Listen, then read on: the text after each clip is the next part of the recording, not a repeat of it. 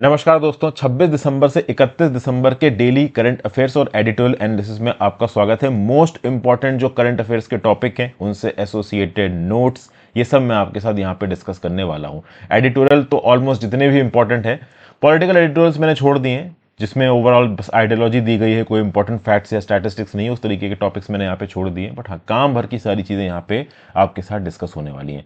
तो बिना time waste किए आगे चलते हैं। जो पहला टॉपिक मैं आपके साथ डिस्कस करने वाला हूँ वो है डेप्ट डिबेट। IMF सोवरेन डेप्ट risk assessment for India has spurred a sharp reaction. देखिए, फाइनेंस मिनिस्ट्री ने एक स्टेटमेंट रिलीज किया। स्टेटमेंट का टॉपिक है factual position vis IMF article 4 consultation with India. ये फाइनेंस मिनिस्ट्री ने रिलीज किया है। क्यों रिलीज किया है? तो भाई देखिए, इंटरनेशनल मॉनिटरी फंड्स अपने आर्टिकल ऑफ एग्रीमेंट के अंदर बाइलेटरल डिस्कशन करता है मेंबर्स के साथ। मतलब इंटरनेशनल मॉनिटरी फंड के जो भी मेंबर्स, जैसे इंडिया उसका मेंबर है, तो इंडिया के जो पॉलिसी मेकर्स हैं या इंडिया की सरकार जिसको भी नॉमिनेट करेगी वो जाएगा और IMF के स्टाफ के साथ बातचीत करेगा। अब IMF का स्टाफ यहाँ पे इकोनॉमिक और फाइनेंशियल इंफॉर्मेशन इकट्ठा करेगा, कंट्री वाइज ऑफिशियल्स के साथ पॉलिसीज को लेकर बातचीत करेगा और फाइनली IMF कंट्री वाइज एक रिपोर्ट बनाएगा।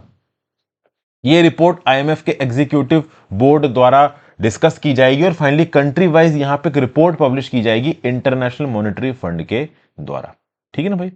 अब क्या है कि जब IMF ने इंडिया वाली कंसल्टेशन डिटेल्स को रिलीज किया, उसके बाद IMF ने एक क्लैरिफिकेशन यहां पे रिलीज किया। अब बेसिकली यहां पे IMF ने अपनी रिपोर्ट में क्या बोला कि इंडिया की फाइनेंस मिनिस्ट्री को अपना क्लैरिफिकेशन देना पड़ा। तो देखते हैं। इंडिया का बोलना है कि certain presumptions have been made taking into account possible scenario that does not refers factual position. देखिए, IMF ने जो अपनी रिपोर्ट दी थी इंडिया के रिस्पेक्ट में, उसमें IMF ने क्या बोला कि भाई अगर कुछ एडवर्स शॉक आ जाते हैं इकोनॉमी में या जियोपॉलिटिक्स में, तो इंडिया का जो जनरल गवर्नमेंट डेप्ट है वो 100% ऑफ द GDP को क्रॉस कर सकता है मीडियम टर्म में। मीडियम टर्म में मतलब अगर 2023-24 फाइनेंशियल ईयर चल रहा है तो 2027-28 फाइनेंशियल ईयर तक इंडिया का जो डेप्ट है, गवर्नमेंट डेप्ट, वो 100% को क्रॉस कर सकता है। ये IMF ने इंडिया के रिस्पेक्ट में जो भी आपके लो बातचीत थी अपने कंसल्टेशन पेपर में लिख दिया। इंडियन फाइनेंस मिनिस्ट्री को गुस्सा आया। इंडियन फाइनेंस मिनिस्ट्री ने यहां पे क्लैरिफिकेशन लिखा। इंडियन फाइनेंस मिनिस्ट्री ने बोला कि भाई IMF का जो ये व्यू है ना, ये हो जरूर सकता है बट इसके होने के चांसेस बहुत ज्यादा कम है। ठीक है ना? ये तो एक वर्स्ट केस सिनारियो है। तो वर्स्ट केस सिनारियो को अपनी रिपोर्ट में क्यों छाप रहा है IMF? और यहां पे इंडिया क्लैरिफाई करके IMF को यह भी बोलता है कि भाई इससे ज्यादा एक्सट्रीमली वेस्ट केस सिनेरियो तो ऑलरेडी एग्जिस्ट करते हैं। फॉर एग्जांपल, यूएस के अंदर जो उनका डेप्ट है, गवर्नमेंट डेप्ट, वो 160% पे खड़ा हुआ है। यूके के अंदर 140% पे खड़ा हुआ है। चाइना के अंदर तो 200% पे खड़ा हुआ है। तो उनकी जो बायलेटर आपने डिस्कशंस के बाद रिपोर्ट रिलीज की थी, उसमें तो ये डेप्ट की बात आपने करी नहीं। तो इंडिया के रिस्पेक्ट में आप ये डेप्ट की बात क्यों कर रहे हो? फिर इंडिया ने अपने फिगर्स ही बताया। इंडिया ने बताया कि केंद्र की सरकार और राज्य की सरकार का मिला के 2022-23 में जो डेप्ट था वो GDP का 81% था। अब यही नंबर 2020-21 में 88% है। तो 2020-21 के 88% से हम 81% पे आ चुके हैं। तो हमने तो कहीं ना कहीं यहां पे इंप्रूवमेंट ही दिखाया है। और ओवरऑल फेवरेबल सर्कमस्टांसेस के अंदर हो सकता है कि 2027-28 तक जो IMF 100% जाने की बात कह रहा है वो कम होकर 70% पे आ जाए। तो वर्स्ट केस सिनारियो आप लिख क्यों रहे हो इंडिया के रिस्पेक्ट में? इंडिया यहां पे ये बोल रहा है। ठीक है ना? फिर इंडिया ने यहां पे ये भी बोला कि देखिए भाई, IMF की जो रिपोर्ट आई है हम उसकी इज्जत करते हैं। हम IMF की रिपोर्ट का रिबटल नहीं कर रहे हैं। हम IMF की रिपोर्ट को सीधे सीधे चैलेंज नहीं कर रहे हैं। हम बस ये बताने की कोशिश कर रहे हैं कि IMF यहां पे जो भी कह रहा है डेप्ट रिस्क के रिस्पेक्ट में, भारत सरकार उस पर सीरियसली ध्यान दे रही है। लेकिन वो एक वर्स्ट केस सिनेरियो है। ऐसा 100% हो जाए या फिर होने के बहुत ज्यादा चांसेस हो तो आप रिपोर्ट में लिखो। इससे ज्यादा बुरे हालात डेप्ट के रिस्पेक्ट में यूके, चाइना और US के हैं। तो इंडिया वाली बात आप रिपोर्ट में जो लिख रहे हो ये ठीक नहीं है, क्योंकि इससे ऐसा लगता है कि इंडिया का जो फिस्कल स्पेस है वो रिस्क में है, जबकि एक्चुअली में ऐसा नहीं है। केंद्र की सरकार के डेप्ट लेवल्स की बात की जाए तो वो 57% था GDP का लास्ट ईयर। टोटल 81% है। तो बाकी आप समझ सकते हो कि जो बाकी आपका 27% है वो किसका होगा? वो आपका राज्य की सरकार का होगा। ठीक है ना? फिर डेप्ट को और खर्चे को कम रखना ये सरकार का टारगेट है। इसलिए 2025-26 तक GDP के 4.5% तक हम डेफिसिट को, जो हमारी करंट अकाउंट डेफिसिट, इसको कम करने की कोशिश करेंगे। इस साल वो चीज 5.9% पे, मतलब ये 2022-23 की बात हो रही है, 2025-26 से उसको 4.5% पे लेके जाएंगे। तो दोस्तों अब आपको बहुत हद तक ये समझ में आया होगा कि ये जो केंद्र की सरकार के ऊपर अब देखो बहुत सारे अपोजिशन की पॉलिटिकल पार्टीज क्या बोलती हैं कि केंद्र की सरकार ने मनरेगा में पैसा एलोकेट नहीं किया, केंद्र की सरकार ने हेल्थ एक्सपेंडिचर में पैसा एलोकेट नहीं किया। अगर ओवरऑल केंद्र की सरकार जरूरत से ज्यादा पैसा एलोकेट करती जाएगी तो टैक्स रेवेन्यू से उतना आता नहीं है, तो वो डेप्ट बढ़ता जाएगा और डेप्ट अभी 81% पे है। तब आईएमएफ वार्निंग दे रहा है कि 100% पहुंच सकता है। तो सोचो और डेप्ट बढ़ गया तो केंद्र की सरकार की और इंडिया की फाइनेंशियल क्रेडिबिलिटी के ऊपर आईएमएफ जैसे ऑर्गेनाइजेशन सवाल उठाने लगेंगे। तो इस न्यूज से आपको समझ में आ जाना चाहिए कि क्यों केंद्र की सरकार बहुत हिसाब से पैसा खत्म कर रही है, क्यों वेलफेयर स्कीम्स के ऊपर हम बिल्कुल लिटरली पैसा उड़ा नहीं सकते, क्योंकि हमारी भी इंटरनेशनल अकाउंटेबिलिटी है। हमारी मतलब एज ए नेशन हमारी रिस्पॉन्सिबिलिटी है और नेशन को रिप्रेजेंट कौन कर रहा है, अभी के लिए सरकार करी। तो आई होप ये पॉइंट आपको यहां पे समझ में आया हो। अगले आर्टिकल में चलते हैं, आर्टिकल 370 इशू। दोस्तों उसके साथ साथ अगर आप चाहो तो अपनी तैयारी को बहुत ही ज्यादा ऑर्गेनाइज तरीके से करने के लिए मेरा मेंटरशिप कोर्स ज्वाइन कर सकते हैं। मेंटरशिप कोर्स के दाम ऑल टाइम लो है। लास्ट अटेम्प्ट नाम का कूपन कोड इस समय पे एक्टिव है। अब तो बस कुछ 2-3 महीने का ही टाइम रह गया आपके प्रीलिम्स के रिस्पेक्ट में। प्रीलिम्स के रिस्पेक्ट में बता दूं तो जो प्रीलिम्स टिडबिट्स वाला फोल्डर है उसमें लगातार के बेसिस पे जो इन्फॉर्मेशन है, जो पढ़ाई की चीज़ें हैं वो अपलोड हो रही हैं और इस समय पे जो कोर्सेज के दाम है वो ऑल टाइम लो चल रहे हैं। तो आप इसको ज्वाइन करके ओवरऑल इसको अवेल कर सकते हैं। इनफैक्ट अगर आप देखो तो हजारों की तादाद में ऑलरेडी इस कोर्स में वीडियोस अपलोड हो चुकी हैं। ओवरऑल जब प्रीलिम्स का एग्जाम खत्म हो जाएगा तो कुछ मेन स्पेसिफिक वीडियो भी मैं आपके लिए अपडेट करूंगा। आंसर राइटिंग की वजह से कुछ अभी भी अपडेट हो चुकी हैं, लेकिन आगे आने वाले 1-2 महीने में बहुत स्पीड में जो प्रीलिम्स वाला सेक्शन है वो यहाँ पे अपडेट होगा। जैसे अगर आप प्रीलिम्स टिडबिट्स वाले फोल्डर पे जाते हैं तो प्रीलिम्स टिडबिट्स के फोल्डर में ऑलरेडी 90 वीडियोस अपलोड हो चुकी हैं। जो लेटेस्ट वीडियो है वो मैं थोड़ी लंबी बना रहा हूँ ताकि ज़्यादा से ज़्यादा 100 से ज़्यादा प्रीलिम टिडबिट्स ऑलरेडी अपलोड हो चुके हैं और ये हज़ारों की तादाद में अपलोड होंगे। तो आप चाहें तो इस कोर्स को अवेल कर सकते हैं, काफ़ी कुछ आपको यहाँ पे सीखने को मिलेगा।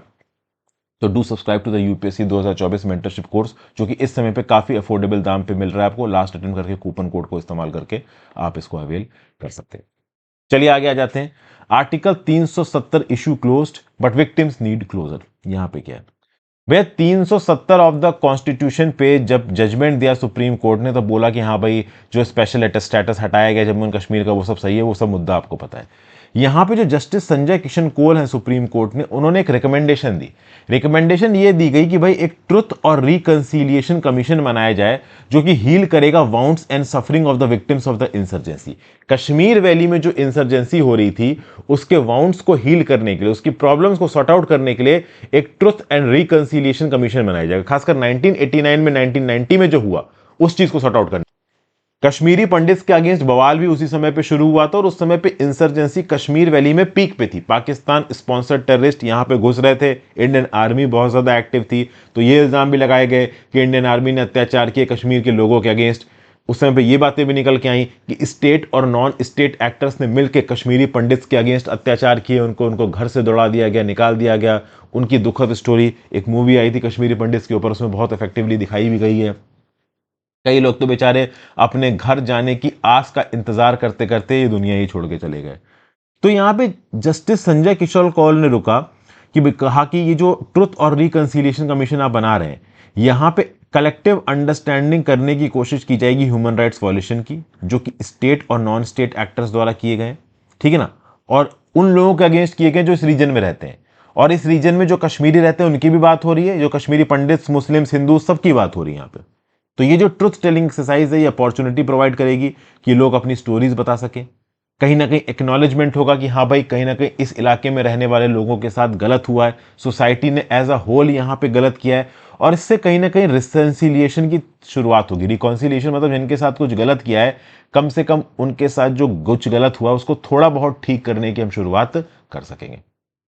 लेकिन at the same point of time justice Kishan Kaul साहब ये भी बोल रहे हैं कि आप कमीशन कंस्टिट्यूट करिए, इंक्वायरी करिए, बट इसका मतलब ये नहीं है कि आप इस कमीशन को एक क्रिमिनल कोर्ट में बदल दो। मतलब यहां पे आपको लोगों की प्रॉब्लम सुन के उसको सॉर्ट आउट करने की कोशिश करनी जितना हो सके। क्रिमिनल कोर्ट बना के किसने गलत किया ये पॉइंट आउट करके अपना एजेंडा फैलाने लगे, आप इसको क्रिमिनलाइज करने लगे, वो सब आपको नहीं करना है। और ट्रुथ एंड रिकंसिलिएशन कमीशन बनाना भाई इफेक्टिव भी हो सकता है और उतना इफेक्टिव नहीं भी हो सकता है, इसको समझने की कोशिश करते हैं। ये जो ट्रुथ और रिकन्सिलिएशन कमीशन है, रिकन्सिलिएशन कमीशन, इसका पर्पस है to facilitate the process of reconciliation in societies that has divided during the period of violence and grave human rights abuses. तो वो सोसाइटीज जो कि वायलेंस के समय पे, ह्यूमन राइट्स अब्यूसेस के समय पे डिवाइड हो चुकी हैं, उन सोसाइटीज को थोड़ा रिकन्सिलिएट करना, थोड़ा शांत करना। इसी प्रकार का एक ट्रुथ और रिकन्सिलिएशन कमीशन युगांडा में भी बना था। ट्रुथ कमीशन बोला गया इसको, Uganda one commission of inquiry into disappearances of people of Uganda 1974। तो 1974 में बना। इसको दुनिया का पहला ट्रुथ एंड रिकन्सिलिएशन कमीशन बोला गया। इसका काम था इन्वेस्टिगेट करना, रिपोर्ट करना, जो भी हंड्रेड्स ऑफ डिसअपीयरेंसेस हुए हैं, ठीक है ना, इदी अमीन के अंदर युगांडा में, ठीक है। तो इस प्रकार के कमीशंस को बनाया गया ह्यूमन राइट्स वॉल्यूशंस को स्टडी करने के लिए। अब बात यह है कि ये मिक्स्ड सक्सेस इनकी बताई गई। कुछ लोग बोलते हैं कि हाँ, बहुत सी जगहों पे ऐसे ट्रुथ एंड रिकन्सिलिएशन कमीशन बहुत सक्सेसफुल हुए हैं। कुछ लोग बोलते हैं कि भैया इस तरीके के ट्रुथ एंड रिकन्सिलिएशन कमीशन बहुत ज्यादा सक्सेसफुल नहीं हुए। जस्टिन किशन कौल साहब ने यहाँ पे साउथ अफ्रीका के ट्रुथ और रिकन्सिलिएशन कमीशन पे भी ध्यान उठाया, जो कि उन ह्यूमन राइट्स वॉल्यूशंस को स्टडी करने के लिए सेटअप किया गया था, जो कि अपार्थीड रिजीम के अगेंस्ट के समय पे हुए थे। फिर भाई यहाँ पे प्रिसिला बी हेनर की भी बात हो रही है। ये भी अपने एक्सपर्टीज को बता रखी है ट्रुथ कमीशन को, ट्रांजिशनल जस्टिस को लेकर उन्होंने किताब लिखी है, unspeakable truth, transitional justice and the challenge of the truth commission. तो उतना डिटेल में जाने की नहीं है, एक एक चीज आपको बताने की जरूरत नहीं है। बस इतना याद रखिए कि युगांडा के अंदर एक ट्रुथ एंड रिकन्सिलिएशन कमीशन बना था, अपार्थाइड रजीम को टैकल करने के लिए एक ट्रुथ और रिकन्सिलिएशन कमीशन बना था। तो बेसिकली अपनी किताब में प्रिसिला बी हेनर ने 5 मेन कमीशंस बताए हैं ऐसे ट्रुथ कमीशन के। कैरेक्टरिस्टिक्स बताए हैं। क्या कैरेक्टरिस्टिक्स हैं? पहली बात कि इन ट्रुथ और रिकन्सिलिएशन कमीशन को क्या करना चाहिए? पास्ट पे फोकस करना चाहिए। अभी के समय पे सोसाइटी में जो हो रहा है उसको नहीं ध्यान देना, जो पहले हो चुका है, जहां पे पहले अत्याचार हो चुका है उस पर ध्यान देना। दूसरा, जो ट्रुथ कमीशन है वो इन्वेस्टिगेट करता है pattern of event that took place over a period of time. एक पीरियड ऑफ टाइम में किस प्रकार से पैटर्न हुए, उन पैटर्न का ऑब्जेक्टिव क्या था, इसको ये स्टडी करता है। तीसरा, ये डायरेक्टली लोगों के साथ इंगेज करता है, अफेक्टेड पॉपुलेशन के साथ इंगेज करता है, उनसे इंफॉर्मेशन इकट्ठा करता है, उनके एक्सपीरियंस के बारे में जानता है, ताकि एक्चुअली में पता चल सके कि हुआ क्या था। चौथा, ट्रुथ कमीशन एक टेम्परेरी बॉडी है, ये बस ओवरऑल इंफॉर्मेशन को इकट्ठा करता है और रिपोर्ट प्लेस करता है। और पांचवा, ट्रुथ कमीशन को ऑफिशियली ऑथराइज किया जाता है और एम्पावर किया जाता है स्टेट के साथ, मतलब हाँ, गवर्नमेंटल अप्रूवल के साथ ही ओवरऑल ट्रुथ कमीशन बनाया जाएगा और ये आगे अपना काम करेगा। लेकिन ट्रुथ कमीशन को इससे पहले यूनाइटेड नेशंस के द्वारा भी अपॉइंट किया गया है।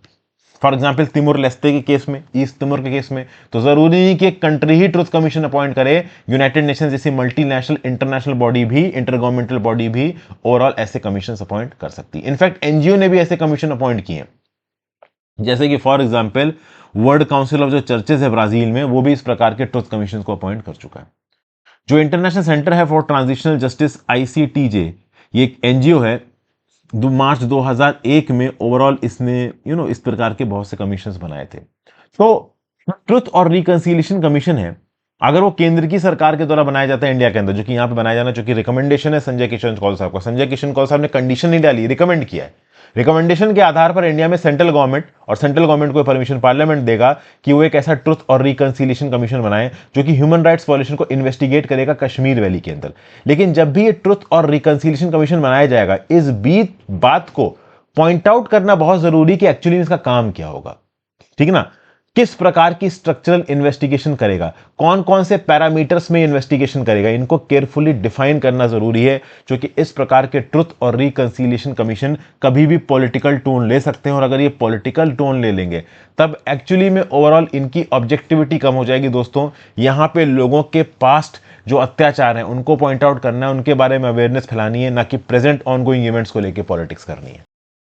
जो सबसे इंपॉर्टेंट पॉइंट बताया जा रहा है, फंक्शन बताया जा रहा है ट्रुथ और रिकन्सिलिएशन कमीशन का, वो है पब्लिक हियरिंग कंडक्ट करना, राइट्स के वॉल्यूशंस के पैटर्न्स को पता करना, किसके बेसिस पे, जो भी नैरेशंस यहां पे विक्टिम करेंगे। जो साउथ अफ्रीकन कमीशन था, इसके पास पावर थी कि एमनेस्टी ग्रांट कर सकता था in exchange of full disclosure by applicants. मतलब कोई एप्लीकेंट आके बता देता है कि हाँ भाई ये गलत काम किया था, तो अगर वो सामने से आके सच सच बता रहा है, तो अगर उसने गलत काम किया भी है तो भी उसको उसमें एमनेस्टी दे दी जाएगी, मतलब उसकी सजा को माफ कर दिया जाएगा। अब इंडिया में देखिए पॉसिबल नहीं है। कश्मीर वैली के अंदर अत्याचार करने वाले, ऐसा बताया जा रहा है, स्टेट एक्टर्स भी हैं, नॉन स्टेट एक्टर्स भी हैं। तो अब यहां पे आके कोई, अब बहुत सारे जो नॉन स्टेट एक्टर्स हैं वो किस प्रकार के हैं कि भैया देखो, पाकिस्तान स्पॉन्सर्ड टेररिस्ट यहां पे आ रखे हैं, तो वो ऑफिशियली तो पाकिस्तानी आर्मी के हैं नहीं, बट पीछे से पाकिस्तानी आर्मी उनको सपोर्ट कर रही है, तो वो आके यहाँ पे बता देंगे हमने अत्याचार किया, बम फोड़ा, इतने लोगों को मारा, तो उनको ऑब्वियस सी बात है एमनेस्टी नहीं दी जा सकती।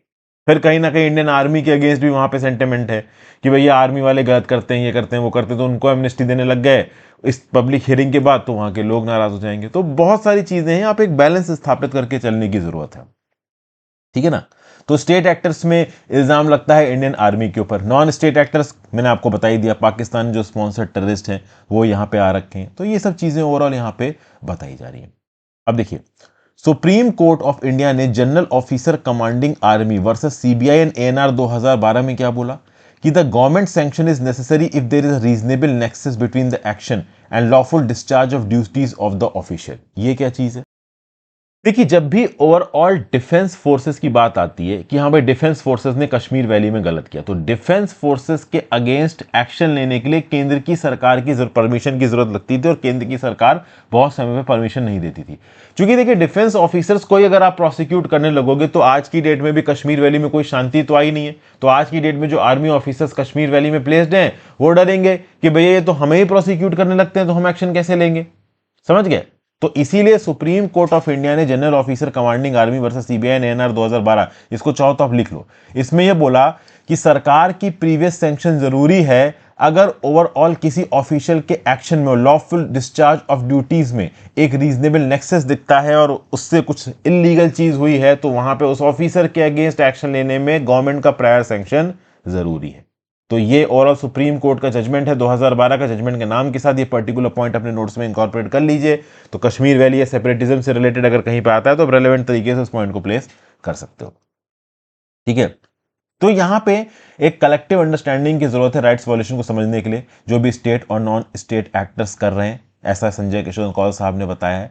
और मैंडेट को यहां पे चूज करना है केयरफुली, ताकि overall credibility of the security forces के ऊपर सवाल ना उठाया जाए, ठीक है भाई। तो ये सब चीजें, फिर determining reparations for victims is one of the essential mandates of truth and reconciliation commission even if the perpetrator are not identified. Truth and reconciliation commission में हो सकता है जिसने अत्याचार किया हो, अत्याचार करने वाला पता ना चल पाए या उसको सजा नहीं मिल पाए, बट जिसके अगेंस्ट अत्याचार हुआ है, सरकार अगर उसको कुछ हर्जाना टाइप का दे देता है, उसको कुछ कंपनसेशन टाइप का दे देता है पैसों का, तो कम से कम उसके जो जख्म है उनके ऊपर थोड़ा तो मलहम लगेगा।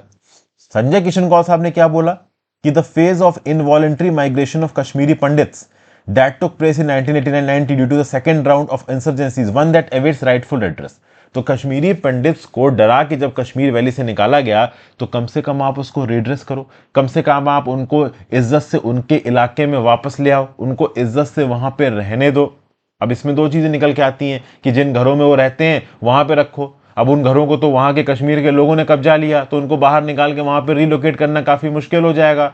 तो ये सारे पॉइंट्स हैं। तो क्या फिर इनको पैसे दे देने चाहिए? मतलब कुछ ना कुछ करना है। आर के विज साहब यही बोल रहे हैं कि मतलब संजय किशन कौल साहब ने ट्रुथ एंड रिकंसिलिएशन कमीशन बना के यही मैसेज दिया है कि भाई जो गलत हुआ है इन कश्मीरी पंडित्स के अगेंस्ट, अरे कुछ तो करो, लाके उनको अपने घर पे वापस रखो, घर पे वापस नहीं रख रहे हो तो कुछ उनको पैसा दे दो ताकि वो अपना नया घर बना ले। Something has to be done, ठीक है। तो victims of rights violation still reserve the right of reparation, और इस रेपरेशन के राइट को यूनाइटेड नेशंस ने भी रिकॉग्नाइज किया है। इसमें 5 फॉर्म से हो सकता है: restitution, compensation, rehabilitation, satisfaction, guarantee of non repetition. मतलब फिर से आपके साथ ऐसा नहीं आएगा, आप कश्मीर में आके रहिए, सेटिस्फाई करिए, उनको रिहेबिलिटेट करिए, कंपनसेशन दीजिए, रेस्टिट्यूशन दीजिए, तो ओवरऑल फिर भी ऐसा होगा कि हाँ भाई कुछ तो हुआ। मॉनेटरी कंपनसेशन हो सकते हैं, पुरानी जगहें उनकी रिस्टोर की जा सकती हैं। अब यहाँ पे एक्चुअली में कुछ हो नहीं रहा। देखिए, कश्मीरी पंडित्स की तो क्या ही बोले, प्रेजेंट सरकार भी कश्मीरी पंडित्स को प्रॉपर तरीके से वापस कश्मीर वैली में रीलोकेट तो नहीं कर पा रही है, क्योंकि इसके पीछे एक बड़ी पॉलिटिक्स प्ले में है। अब उसमें ना जाके ओवरऑल जो ट्रुथ एंड रिकंसिलिएशन वाला पॉइंट था इस पर्टिकुलर आर्टिकल का, उसको हमने डिटेल में समझ लिया, ठीक है। फिर आगे चलते हैं, कैरी ऑन डॉक्टर। यहाँ पे जो दोनों आर्टिकल्स हैं डिटेल में हम डिस्कस कर लेंगे। एक तो डॉक्टर वाला ये आर्टिकल है, एक और है आगे, मैं आपको दिखाई देता हूं एक बार, ये वाला। नहीं नहीं, ये तो टीबी बर्डन को लेके है।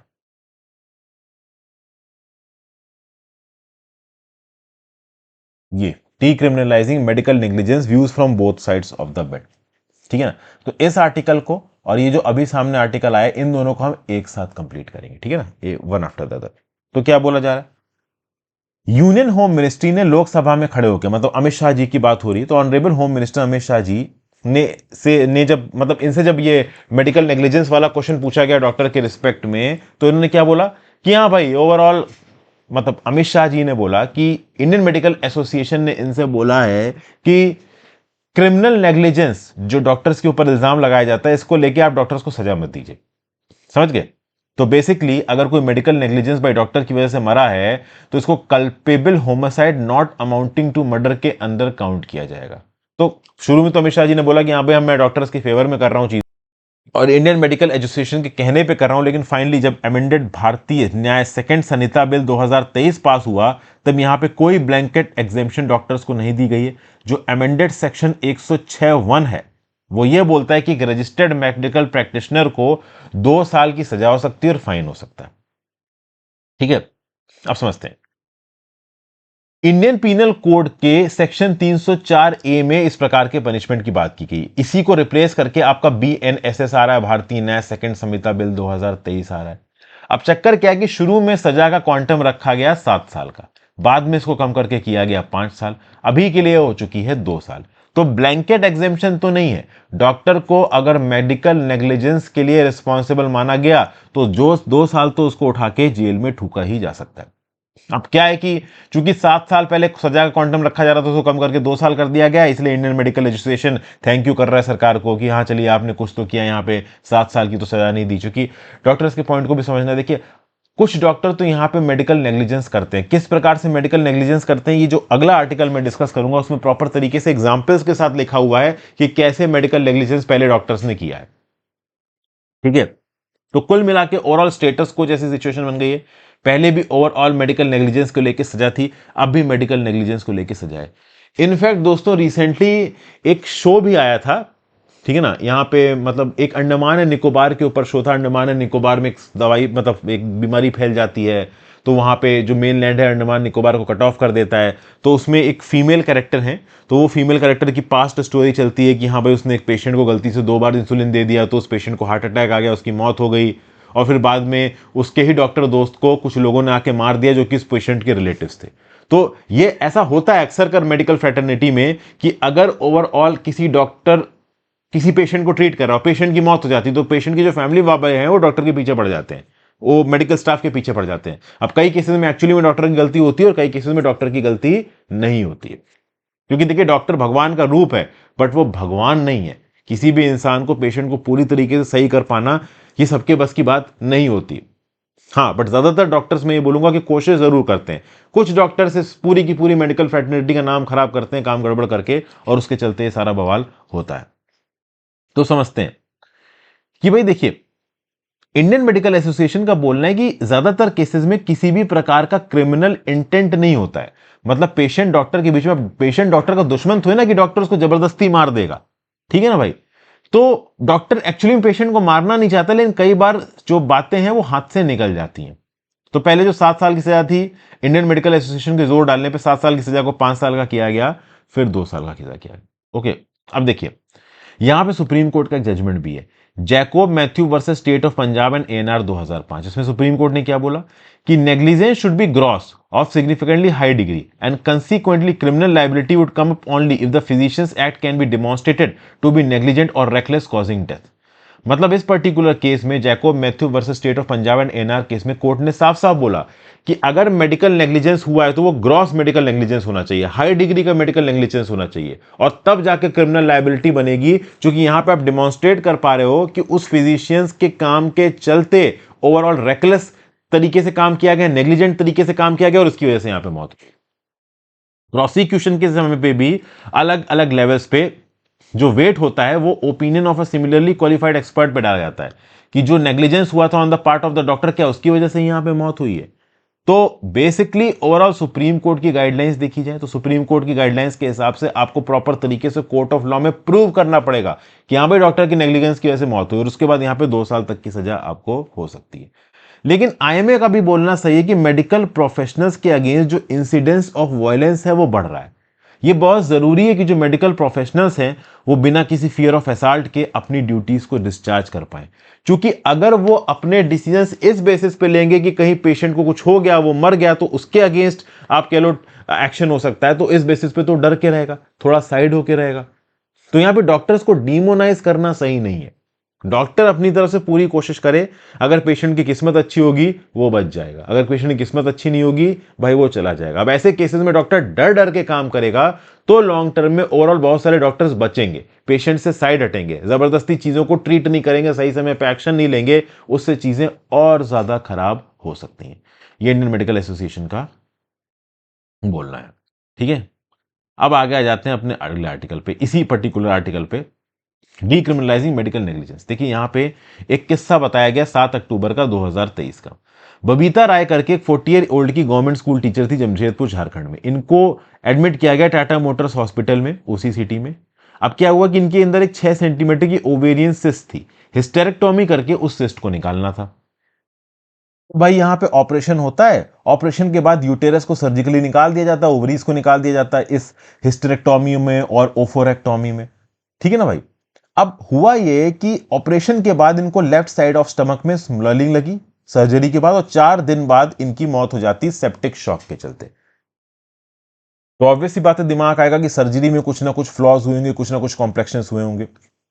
13 अक्टूबर को जो केस समरी मिली हॉस्पिटल से, उसमें यह पता चला कि कोलोन का परफोरेशन हो गया। राजेश ने यहां पे एलेज किया कि भाई सर्जरी के पहले, जो पोस्टमार्टम से पहले ओवरऑल जो यहां पे आप कह लो कंसेंट फॉर्म था, कंसेंट फॉर्म के साथ कुछ टेम्परिंग हुई थी। कंसेंट फॉर्म में लिखा होता है कि किस पर्टिकुलर डॉक्टर ने यहां पे सर्जरी की। तो जो मेन डॉक्टर था पहले उसका नाम लिखा था, फिर बाद में काट करके जूनियर डॉक्टर का नाम लिख दिया गया। फिर बाद में पता यह चला कि जो मेन डॉक्टर था वो टाइम पे पहुंच नहीं पाया, तो सर्जरी को डिले करने के बजाय एक जूनियर डॉक्टर ने यहां पे सर्जरी कर दी। तो इस बात को लेकर इल्जाम यह लगाया जा रहा है कि जब फैमिली ने कंसेंट सीनियर डॉक्टर से सर्जरी की दी थी, अगर सीनियर डॉक्टर किसी वजह से टाइम पे नहीं पहुंच पा रहा है तो आप सर्जरी को थोड़ा डिले कर देते, बाद में कर देते। जूनियर सर्जन से सर्जरी कराने की यहां पे क्या जरूरत थी, अगर सीनियर सर्जन सही समय पे नहीं पहुंच पाया था, रीशेड्यूल कर देना चाहिए था। तो बेसिकली यहां पे इल्जाम लगाया गया है। यहां पे जो राजेश बोल रहे हैं कि इनकी बहन की मृत्यु गॉस मेडिकल ये नेग्लिजेंस की वजह से हुई है, और उसके बाद इन्होंने लेटर लिख दिया नेशनल कमीशन फॉर वुमेन को, नेशनल ह्यूमन राइट्स कमीशन को, नेशनल मेडिकल काउंसिल को, office of the president and prime minister को, सबको लेटर लिख दिया, और विवाद काफी बड़ा हो गया। अच्छा, ये जो ओवरऑल पर्टिकुलर इंडिविजुअल है राजेश, ये फिर भी थोड़ा समझदार है, ये लेटर लिख रहे हैं। कुछ जगहों पे लोग वायलेंट हो जाते हैं भैया, मारने पीटने मर्डर पे उतर आते हैं। बबीता राय की यहाँ पे कहानी बताएगी, ये वन ऑफ द मिलियंस है, ये जो जिनकी हमने अभी कहानी डिस्कस की, जो कि मेडिकल नेग्लिजेंस के चलते यहाँ पे जिनकी मौत हुई है। तो रिसेंट डेवलपमेंट में जो अमित शाह जी वाली कहानी थी, वो सेक्शन 106 ऑफ द भारतीय न्याय संहिता बिल, ये सब मैंने इससे पहले आपके साथ डिस्कस किया। ओके, खास बात दोस्तों यहाँ पे ये है कि अगर आप रैश ड्राइविंग कर रहे हैं और रैश ड्राइविंग की वजह से आप किसी इंसान को टक्कर मार देते हैं, उसकी मौत हो जाती है, तो उस केस में जो आपको जेल की सजा होगी ना दोस्तों, वो ज्यादा होगी। और उससे कम सजा यहां पे ये आपका मेडिकल नेग्लिजेंस की वजह से मिली। मेडिकल नेग्लिजेंस की वजह से अगर मौत की सजा होती है तो 2 साल तक की जेल की सजा है, और अगर आप रैश ड्राइविंग में किसी को टक्कर मार देते हो, वहां पे अगर कोई मर जाता तो सजा ज्यादा की है। तो इस रिस्पेक्ट में बहुत सारे लोगों का अलग अलग बोलना है। कुछ लोगों का बोलना है कि नहीं भाई, क्रिमिनल नेग्लिजेंस डॉक्टर्स के अगेंस्ट सजा बननी चाहिए, इनके अगेंस्ट स्ट्रॉन्ग केस बनना चाहिए अगर ये ठीक तरीके से लोगों को ट्रीट नहीं कर रहे हैं। कुछ लोग बोल रहे हैं कि नहीं भाई, अगर आप ऐसा करोगे तो डॉक्टर डरा रहेगा। अब इंडियन मेडिकल एसोसिएशन का क्या बोलना है? इंडियन मेडिकल एसोसिएशन ने अप्रैल 2023 की मीटिंग के बाद सितंबर 2023 में parliamentary standing committee on the भारतीय न्याय संहिता के सामने यह सबमिट किया कि एक्चुअली में मेडिकल नेग्लिजेंस के चलते साल में 98,000 डेथ्स होती हैं, लेकिन अगर ग्रॉस मेडिकल नेग्लिजेंस के केसेस देखे जाएं तो 52 लाख रजिस्टर्ड हैं। मतलब एक्चुअली में बहुत सारे केसेस में डॉक्टर सही में सही इंटेंशन के साथ पेशेंट को ट्रीट करने की कोशिश करता है, उसके बाद जब पेशेंट की मृत्यु हो जाती है तब भी डॉक्टर्स के अगेंस्ट यहां पे केस ठोक दिया जाता है। और 75% जो डॉक्टर्स हैं और पैरामेडिक्स हैं उनको वायलेंस फेस करना पड़ता है, ऐसा इंडियन मेडिकल एसोसिएशन का बोलना है। इस वायलेंस के चलते बिलियंस ऑफ रुपीस का नुकसान करता है पर डे बेसिस पे। ठीक है ना भाई।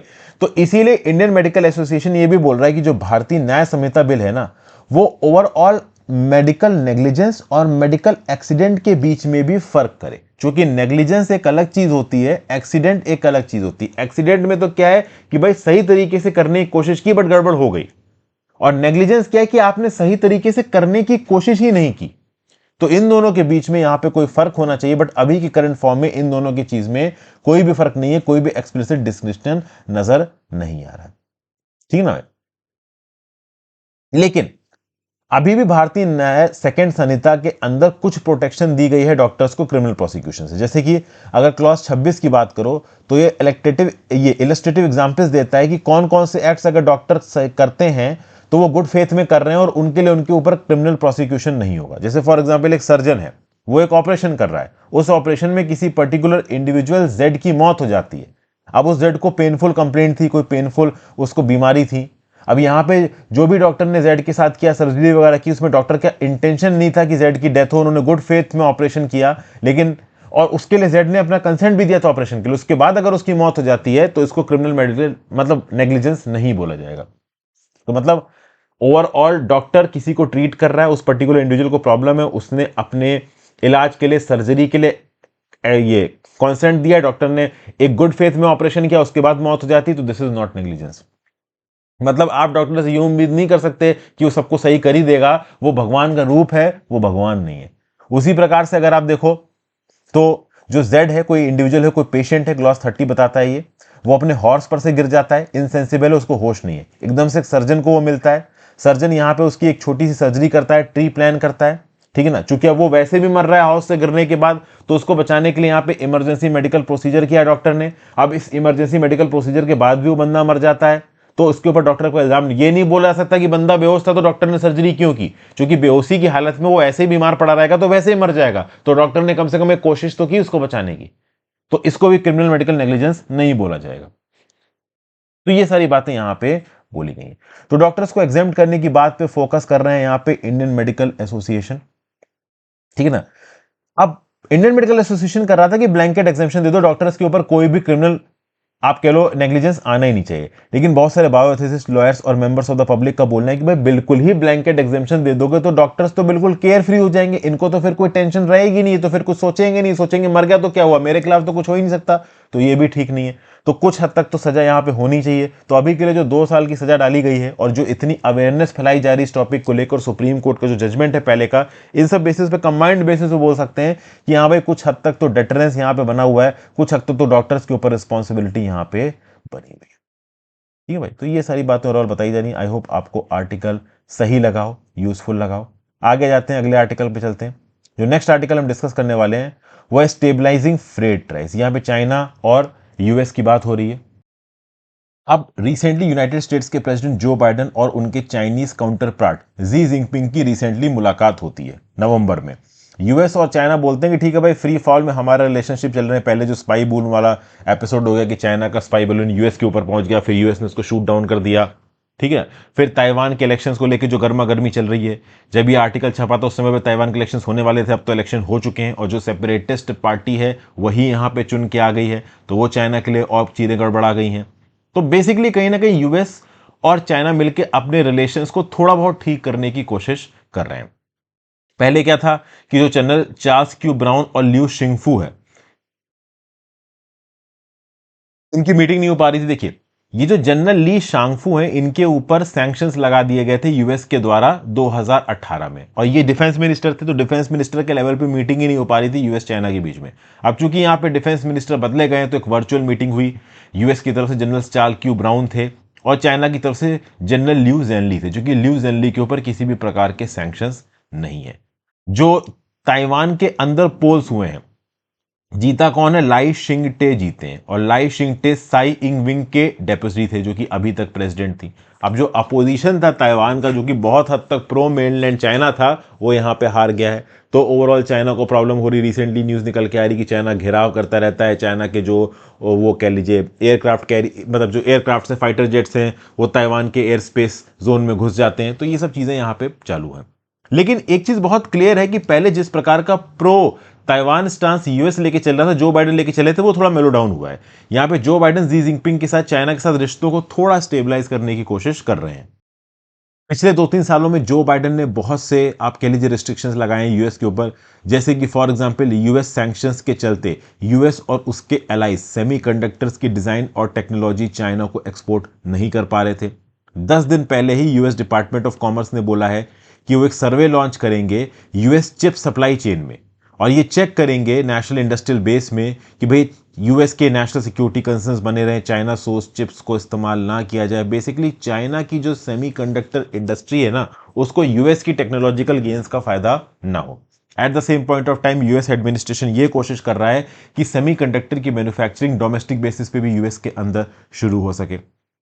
जो चाइना की एम्बेसी है वॉशिंगटन में, वो इन सब चीज़ों को प्रोटेस्ट कर रही है। वो ये बोल रही है कि यूएस भैया जरूरत से ज़्यादा स्ट्रेच कर रहा है कंसेप्ट ऑफ नेशनल सिक्योरिटी को, एक्सपोर्ट कंट्रोल मेजर्स को एब्यूज कर रहा है, डिस्क्रिमिनेटरी और अनफेयर ट्रीटमेंट कर रहा है दूसरी कंट्रीज के अगेंस्ट। मतलब वो ऑब्वियस सी बात है चाइना के अगेंस्ट कर रहा है। तो अब चाइना की एम्बेसी बोल रही है यूएस के अंदर, तो वो यूएस के ऊपर इल्जाम लगा रहे हैं कि यूएस डिस्क्रिमिनेटरी एक्सपोर्ट मेजर्स को इस्तेमाल करके चाइना के इंटरेस्ट के अगेंस्ट काम कर रहा है। वो तो भाई देखो कर ही रहे हैं। उसके आगे अगर देखा जाए तो चाइना इल्जाम लगा रहा है कि भाई वेपनाइज किया जा रहा है इकोनॉमिक और साइंस टेक के इश्यूज को। बाइडेन एडमिनिस्ट्रेशन ने एक अपडेट इशू किया एग्जिस्टिंग रिस्ट्रिक्शंस और एक्सपोर्ट पे, किसके, एडवांस्ड आर्टिफिशियल टेक्नोलॉजी की टेक्नोलॉजीज को चाइना और दूसरी कंट्रीज को, मतलब यूएस की जो आर्टिफिशियल इंटेलिजेंस की टेक्नोलॉजीज है वो भी चाइना और दूसरी कंट्रीज को एक्सपोर्ट नहीं की जाएंगी। जो कटिंग एज चिप्स हैं एआई टेक्नोलॉजीज वाली, वो भी चाइना को एक्सपोर्ट नहीं की जाएंगी। तो जिन चिप्स को जो कि आर्टिफिशियल इंटेलिजेंस से बनाई गई हैं और यूज हो रही हैं चैट जीपीटी जैसे सॉफ्टवेयर में, चैट जीपीटी सबसे एडवांस्ड आप कह लो आर्टिफिशियल इंटेलिजेंस का सिस्टम है इस समय में पूरी दुनिया में। तो इस प्रकार की टेक्नोलॉजी चाइना के पास ना पहुंच जाए, इसकी पूरी कोशिश कर रहा है कौन, यूएस। ठीक है ना। उसके साथ साथ अगर आप देखो तो चाइना के दो चिप स्टार्टअप्स बिरेन और मोर, इनको यूएस की ब्लैकलिस्ट पर डाल दिया गया है। तो यूएस और उसके अलाइज सेमीकंडक्टर्स की टेक्नोलॉजी इन स्टार्टअप्स को प्रोवाइड नहीं कर सकते। तो बेसिकली बीजिंग यहां पे बहुत फ्रस्ट्रेट हो गया कि यार यूएस तो हर प्रकार से अपनी टेक्नोलॉजी हमारे पास नहीं आने दे रहा, हर प्रकार से ब्लॉकेज लगा रहा है। तो यूएस ने यहां पे रिटेलिएट किया। यूएस ने बोला कि भाई ठीक है, तुम हमको टेक्नोलॉजी नहीं दे रहे हो, तो हम ये जो रेयर अर्थ मेटल की सप्लाई कर रहे थे चिप प्रोडक्शन के लिए, हम इसके ऊपर बंद लगा रहे हैं, रोक लगा रहे हैं। तो चाइना ने कुछ रिस्ट्रिक्शंस लगा दिए गैलियम और जर्मेनियम प्रोडक्ट्स के ऊपर। और गैलियम, जर्मेनियम और बाकी जो रेयर अर्थ मेटल्स हैं वो चिप मैन्युफैक्चरिंग में काम करते हैं। और दुनिया का सबसे बड़ा चिप सोर्स और चिप प्रोसेसर, मतलब रेयर अर्थ मेटल्स का सोर्स और प्रोसेसर चाइना ही है। और ये रेयर अर्थ मेटल्स लगते हैं चिप मैन्युफैक्चरिंग में। रिस्ट्रिक्शंस लगाए चाइना ने बहुत प्रकार के ग्रेफाइट्स के ऊपर, एक बैन लगा दिया export of technology for making rare earth magnets and technology for extracting and separating rare earth. तो इन रेयर अर्थ मेटल्स के बिना चिप्स बन नहीं सकते। और रेयर अर्थ मेटल्स को एक्सट्रैक्ट करने की टेक्नोलॉजी, इनको प्रोसेस करने की जो state of the art technology थी वो चाइना के पास थी। चाइना दुनिया का टॉप प्रोसेसर है रेयर अर्थ का। 70% रेयर अर्थ मेटल का प्रोडक्शन कहां होता है, चाइना के अंदर होता है। तो चाइना इसके ऊपर रोक लगा रहा है, बोल रहा है रेयर अर्थ मेटल ही नहीं देंगे, तुम चिप बनाओगे कैसे। तो ये सब बातें हैं। अब देखिए 2024 में चाइना और यूएसए के बीच के डिसीजंस का जो सबसे बड़ा डिसाइडर होगा वो होगा 2024 का इलेक्शन, क्योंकि डोनाल्ड ट्रंप अपने आप को फिर as a president pitch in कर रहे हैं। इनकी जो चाइना के ऊपर जो पॉलिसी है वो बहुत ज़्यादा इरेटिक हो सकती है। चाइना वाले खुद ही परेशान हो गए कि ये चुन के आ गया तो क्या ही करेगा भगवान वाले के। अच्छा, बाइडेन की भी जो पॉलिसी है चाइना के प्रति वो बहुत ज़्यादा फ्रेंडली नहीं रही है। कुछ बहुत स्ट्रांग स्टेप्स बाइडेन एडमिनिस्ट्रेशन ने चाइना के अगेंस्ट लिए हैं, बहुत सिस्टमैटिक तरीके से लिए हैं। डोनाल्ड ट्रंप बड़े इर्रेटिक और सनकी तरीके से डिसीजन लेता है, लेकिन जो बाइडेन के जो स्टेप्स रहे वो काफी सिस्टमैटिक रहे।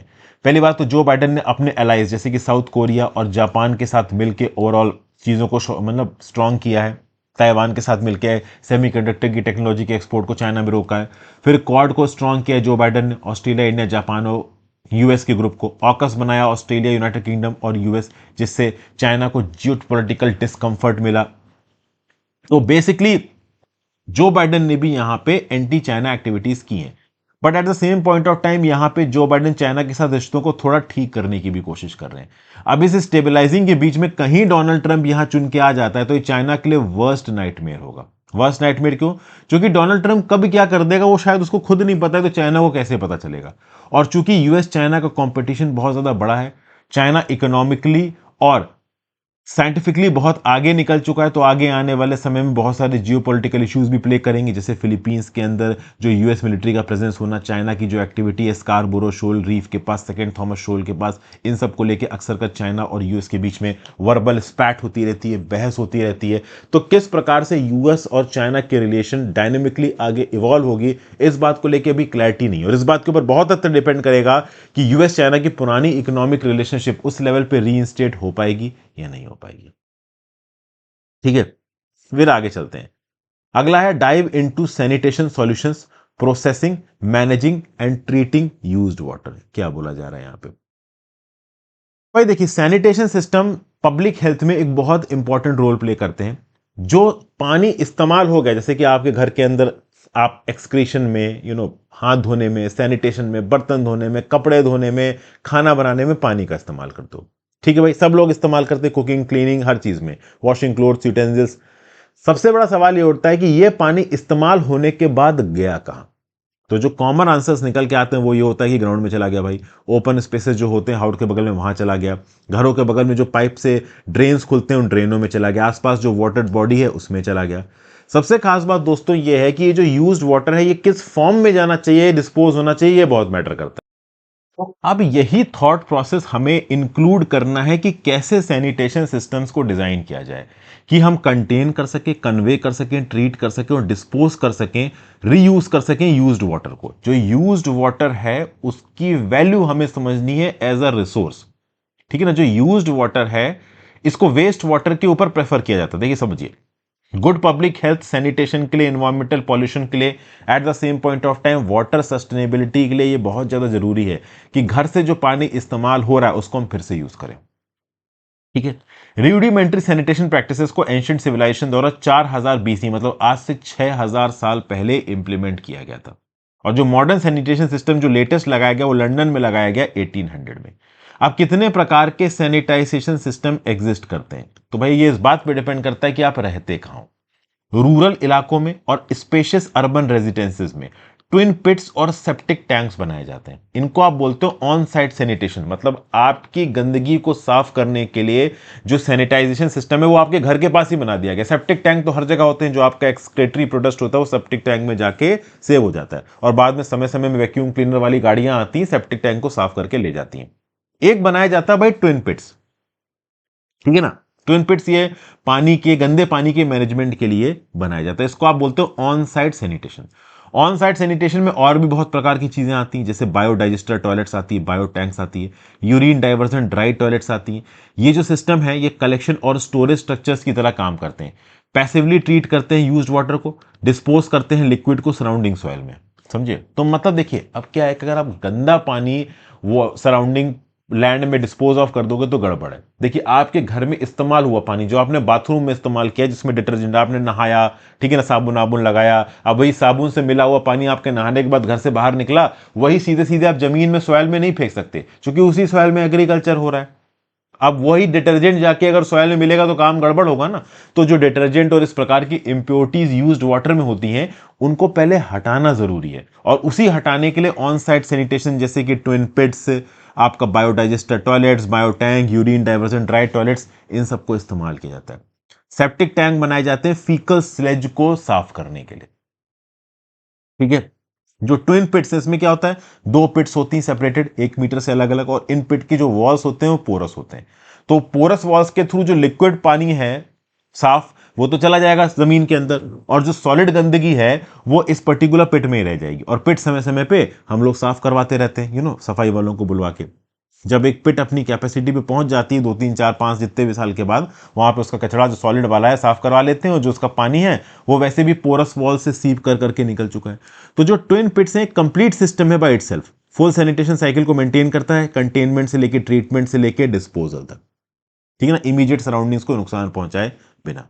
हाँ, अब वो इलाके जैसे पहाड़ी इलाके हैं जहां पे बहुत ज्यादा रॉकी सॉइल है, वहां पे ऑब्वियस सी बात है ट्विन पिट्स वाला कंसेप्ट उतना चल नहीं पाता है, क्योंकि पानी का सीपेज चट्टानों के अंदर, जमीन के अंदर थोड़ा धीमे हो जाता है। फिर सेप्टिक टैंक्स की बात की जा रही है, भाई सेप्टिक टैंक्स तो वाटर टाइट होते हैं, ठीक है। तो जो सॉलिड है वो बॉटम में सेटल हो जाता है, ओके। जो ऑयल और ग्रीस है वो टॉप पे आ जाता है, समय समय पे साफ करने वाली जो गाड़ियां आती हैं वो वैक्यूम पंप के थ्रू फीकल स्लेज को खींच के ले जाती हैं, और फिर वो फीकल स्लेज को लेके जाती हैं फीकल स्लेज ट्रीटमेंट प्लांट में, ठीक है। वहां पे उसको यूजेबल फर्टिलाइजर वगैरह में बदल दिया जाता है। डेंसली पॉपुलेटेड जो अर्बन इलाके होते हैं वहां पे एक अंडरग्राउंड नेटवर्क बनाया जाता है, जैसे कि फॉर एग्जांपल अब हर जगह तो घर होते नहीं सारे, जैसे मुंबई है, मुंबई में बड़ी बड़ी इमारतें हैं, घर होना मुंबई में बहुत बड़ा प्रिविलेज है। अब अंबानी या उनके बच्चों जैसों के पास ही घर है, तो यहाँ पे क्या है कि बड़ी बड़ी बिल्डिंगें हैं, डेंस अर्बन इलाके हैं, तो यहाँ पे अंडरग्राउंड नेटवर्क है पाइप्स के, जिनको आप सीवर बोलते हो। इन सीवर्स के थ्रू आप कह लो एक इंटरकनेक्टेड पाइप का नेटवर्क होता है, वो गंदगी को कैरी करता है। तो आपके टॉयलेट में, बाथरूम में, किचन में जो भी गंदा पानी है, यूज्ड वाटर है, वो इन सीवर्स से होते हुए ट्रीटमेंट प्लांट के पास पहुंचता है, जिसको आप सीवेज ट्रीटमेंट प्लांट बोलते हो। ये सीवेज ट्रीटमेंट प्लांट मैकेनिकल भी हो सकते हैं, ग्रेविटी बेस्ड भी हो सकते हैं। मैकेनिकल ट्रीटमेंट प्लांट्स में स्क्रू प्रेसेस का, सेंट्रीफ्यूजेस का इस्तेमाल किया जाता है डी वाटरिंग के लिए। ग्रेविटी बेस्ड में ड्राई बेड्स और सनलाइट का इस्तेमाल किया जाता है। तो इतना डिटेल में और इतना ज़्यादा साइंस में घुसने की ज़रूरत नहीं है। ओवरऑल आपको समझ में आ रहा होगा कि ऑन साइट सैनिटेशन के मैकेनिज्म, बेसिकली इस आर्टिकल का ऑब्जेक्टिव ये है कि भाई अगर आपसे बोला जाए कि अर्बन क्लीनिंग के लिए क्या क्या इस्तेमाल किया जा रहा है, तो ऑन साइट सैनिटेशन के कौन कौन से मैकेनिज्म तरीके हैं, उनका आप नाम यहां पे लिख दो। फिर आपको इस कुछ पॉइंट पता होना चाहिए कि भाई एंशिएंट सिविलाइजेशन ने रूडिमेंट्री बेसिस पे सैनिटेशन प्रैक्टिसेस को 4000 बीसी में इंट्रोड्यूस किया था। मॉडर्न सैनिटेशन सिस्टम की नींव लंदन में रखी गई थी 1800 में। तो इस प्रकार के आप यूजफुल इंट्रोडक्टरी स्टेटमेंट्स लिखेंगे तो आपके आंसर को एक डेप्थ मिलेगी। ठीक है। फिर ओवरऑल आपके यहाँ पे जो सेप्टिक टैंक्स होते हैं उससे जो फीकल स्लज है उसको निकाल के फीकल स्लज ट्रीटमेंट प्लांट तक लेके जाया जाता है। जो बिल्कुल डेंस इलाके हैं उन डेंस इलाकों में ओवरऑल जो गंदा पानी है, यूज्ड पानी है, वो सीवर्स के थ्रू कहाँ पहुंचता है, सीवेज ट्रीटमेंट प्लांट पे पहुंचता है। तो ये सब बेसिक चीजें आपको यहाँ पे पता होना चाहिए। अब इन सब फीकल ट्रीटमेंट प्लांट्स में, सीवेज ट्रीटमेंट प्लांट्स में जो भी ट्रीटेड सॉलिड्स होते हैं ना, उनको वापस एग्रीकल्चर में इस्तेमाल किया जाता है as an organic municipal solid waste. Organic municipal solid waste को फर्टिलाइजर में कन्वर्ट करके और बहुत अलग अलग तरीके से कन्वर्ट करके इसको इस्तेमाल किया जाता है। तो ये जो कंटेनिंग, कन्वेइंग और ट्रीटिंग फेकल स्लज का जो प्रोसेस है, इसको फेकल स्लज मैनेजमेंट बोलते हो। और बहुत सारे स्मॉल और मीडियम टाउन्स और विलेजेस में इस प्रकार के फेकल स्लज मैनेजमेंट सिस्टम बनाए गए। हालांकि जो सीवेज ट्रीटमेंट प्लांट्स है वो बड़े स्केल पे ऑपरेट करते हैं। इसमें बायोलॉजिकल और केमिकल प्रोसेस का इस्तेमाल होता है पॉल्यूटेंट्स को साफ करने के लिए। बड़े अर्बन शहरों में इस्तेमाल होते हैं तो उसमें इन्वेस्टमेंट भी बहुत ज़्यादा होती है। जो फीकल स्लज ट्रीटमेंट प्लांट होते हैं, जो सीवेज ट्रीटमेंट प्लांट होते हैं, सीवेज ट्रीटमेंट प्लांट बड़ा होता है और faecal sludge treatment plant generally छोटा होता है। समझ गए? तो जो फीकल स्लज ट्रीटमेंट प्लांट है उसको municipal solid waste management site के पास रखा जा सकता है, लेकिन सीवेज ट्रीटमेंट प्लांट अपने आप में एक बहुत बड़ा प्लांट होता है। समझ गए? तो सीवेज ट्रीटमेंट प्लांट बड़ा प्लांट होता है, फीकल स्लज ट्रीटमेंट प्लांट छोटा प्लांट होता है। एफएसटीपी को कहीं ना कहीं म्यूनिसिपैलिटीज, रूरल इलाकों, ऑन साइट रखा जा सकता है। एसटीपी तो भाई सेंट्रलाइज्ड बेसिस पे बड़ी कम्युनिटीज के लिए ही बनाया जाता है। तो ये सारी बेसिक बातें दोस्तों आपको पता होनी चाहिए। ठीक है। फिर जैसे जैसे वाटर डोमेस्टिक और नॉन डोमेस्टिक यूज के लिए मूव होता रहता है, वैसे वैसे उसके अंदर इंप्योरिटीज अकुमुलेट होती रहती हैं। नेचुरल इंप्योरिटीज भी हो सकती हैं, ठीक है ना भाई, मैन मेड इंप्योरिटीज भी हो सकती हैं, जैसे ऑर्गेनिक मैटर हो गया, डिटर्जेंट्स के न्यूट्रिएंट्स हो गए, बैक्टीरिया, वायरसेस, पैरासाइट्स हो गए, ओके, पेस्टिसाइड्स वगैरह हो गए। ये सब सॉइल डेब्री, सॉल्ट में पहुंचेंगे तो उसको नुकसान पहुंचा सकते हैं। तो इसीलिए ओवरऑल इनको प्रॉपर तरीके से मैनेज करना, इससे पहले कि वो हमारे वाटर स्ट्रीम्स में पहुंच जाए, हमारे रिवर्स में पहुंच जाए, बहुत ज़्यादा ज़रूरी है। तो ये ओवरऑल व्यू पॉइंट इस पर्टिकुलर आर्टिकल में दिया गया है। तो I hope sewage treatment plant क्या है, फीकल स्लज ट्रीटमेंट प्लांट क्या है, इन दोनों के बीच का फर्क आपको समझ में आ गया और सैनिटेशन सिस्टम किस प्रकार से ऑपरेट करता है, इसके कुछ बेसिक्स आपको समझ में आ गया हो। हालांकि फीकल स्लज मैनेजमेंट के ऊपर मैंने अपने कंटेंट स्टोर, मतलब अपने यूपीएससी की कोर्स में भी बहुत सारे पॉइंट्स कवर किए हैं, ठीक है ना। फीकल स्लज मैनेजमेंट, और देखिए जो स्पेसिफिक स्कीम्स होती हैं सरकार की, सरकार के क्या टारगेट्स हैं, वो ओवरऑल अगर आपको ठीक तरीके से जानने मेंस और प्रीलिम्स पर्सपेक्टिव से, तो इस मेंटरशिप प्रोग्राम में प्रॉपर तरीके से कवर्ड है। ये मेंटरशिप प्रोग्राम जैसे जैसे खत्म होगा इसमें सारी गवर्नमेंटल स्कीम्स को प्रॉपर तरीके से कवर किया गया है। तो आप इसको टेकअप कर सकते हो, काफी कुछ आपको जानने को यहां से मिल जाएगा। फिर अगला, development led by corporates not women. Brinda Karat ji हैं, communist party of India politburo से ये जुड़ी हुई हैं। तो बेसिकली वैसे तो इनका आर्टिकल पॉलिटिकल होना चाहिए, बट उतना पॉलिटिकल है नहीं, क्योंकि ये कुछ इंटरनेशनल मंचों पे जो डिसीजन लिए जा रहे हैं वो डिसीजन बहुत हद तक प्रो कॉर्पोरेट है, प्रो वुमेन नहीं है। इसका एक व्यू पॉइंट देनी, जैसे कि G20 समिट हुआ दिल्ली में, इसने एक डिक्लेरेशन अडॉप्ट किया working group on the empowerment of women को लेके, कि भाई ये दिल्ली डिक्लेरेशन वुमेन पे बोलता है कि working group on the empowerment of women बनाया जाएगा। क्योंकि वुमेन के अगेंस्ट डिस्क्रिमिनेशन चल रहा है, गर्ल्स के अगेंस्ट डिस्क्रिमिनेशन चल रहा है, तो इस प्रकार के वर्किंग ग्रुप बनने चाहिए। अब इनका यह बोलना है कि इससे पहले भी इस प्रकार के बहुत सारे वर्किंग ग्रुप बनाए गए, बट उन वर्किंग ग्रुप की रिकमेंडेशंस और वो वर्किंग ग्रुप ग्राउंड लेवल पे प्रॉपर तरीके से ऑपरेट नहीं करते। अगर सस्टेनेबल डेवलपमेंट गोल्स की बात की जाए तो बृंदा कारज जी बोल रही हैं कि सस्टेनेबल डेवलपमेंट गोल्स में बहुत सारे स्पेसिफिक टारगेट्स हैं जिनको अधेयर करना जरूरी है ताकि एड्रेस किया जा सके जेंडर गैप को।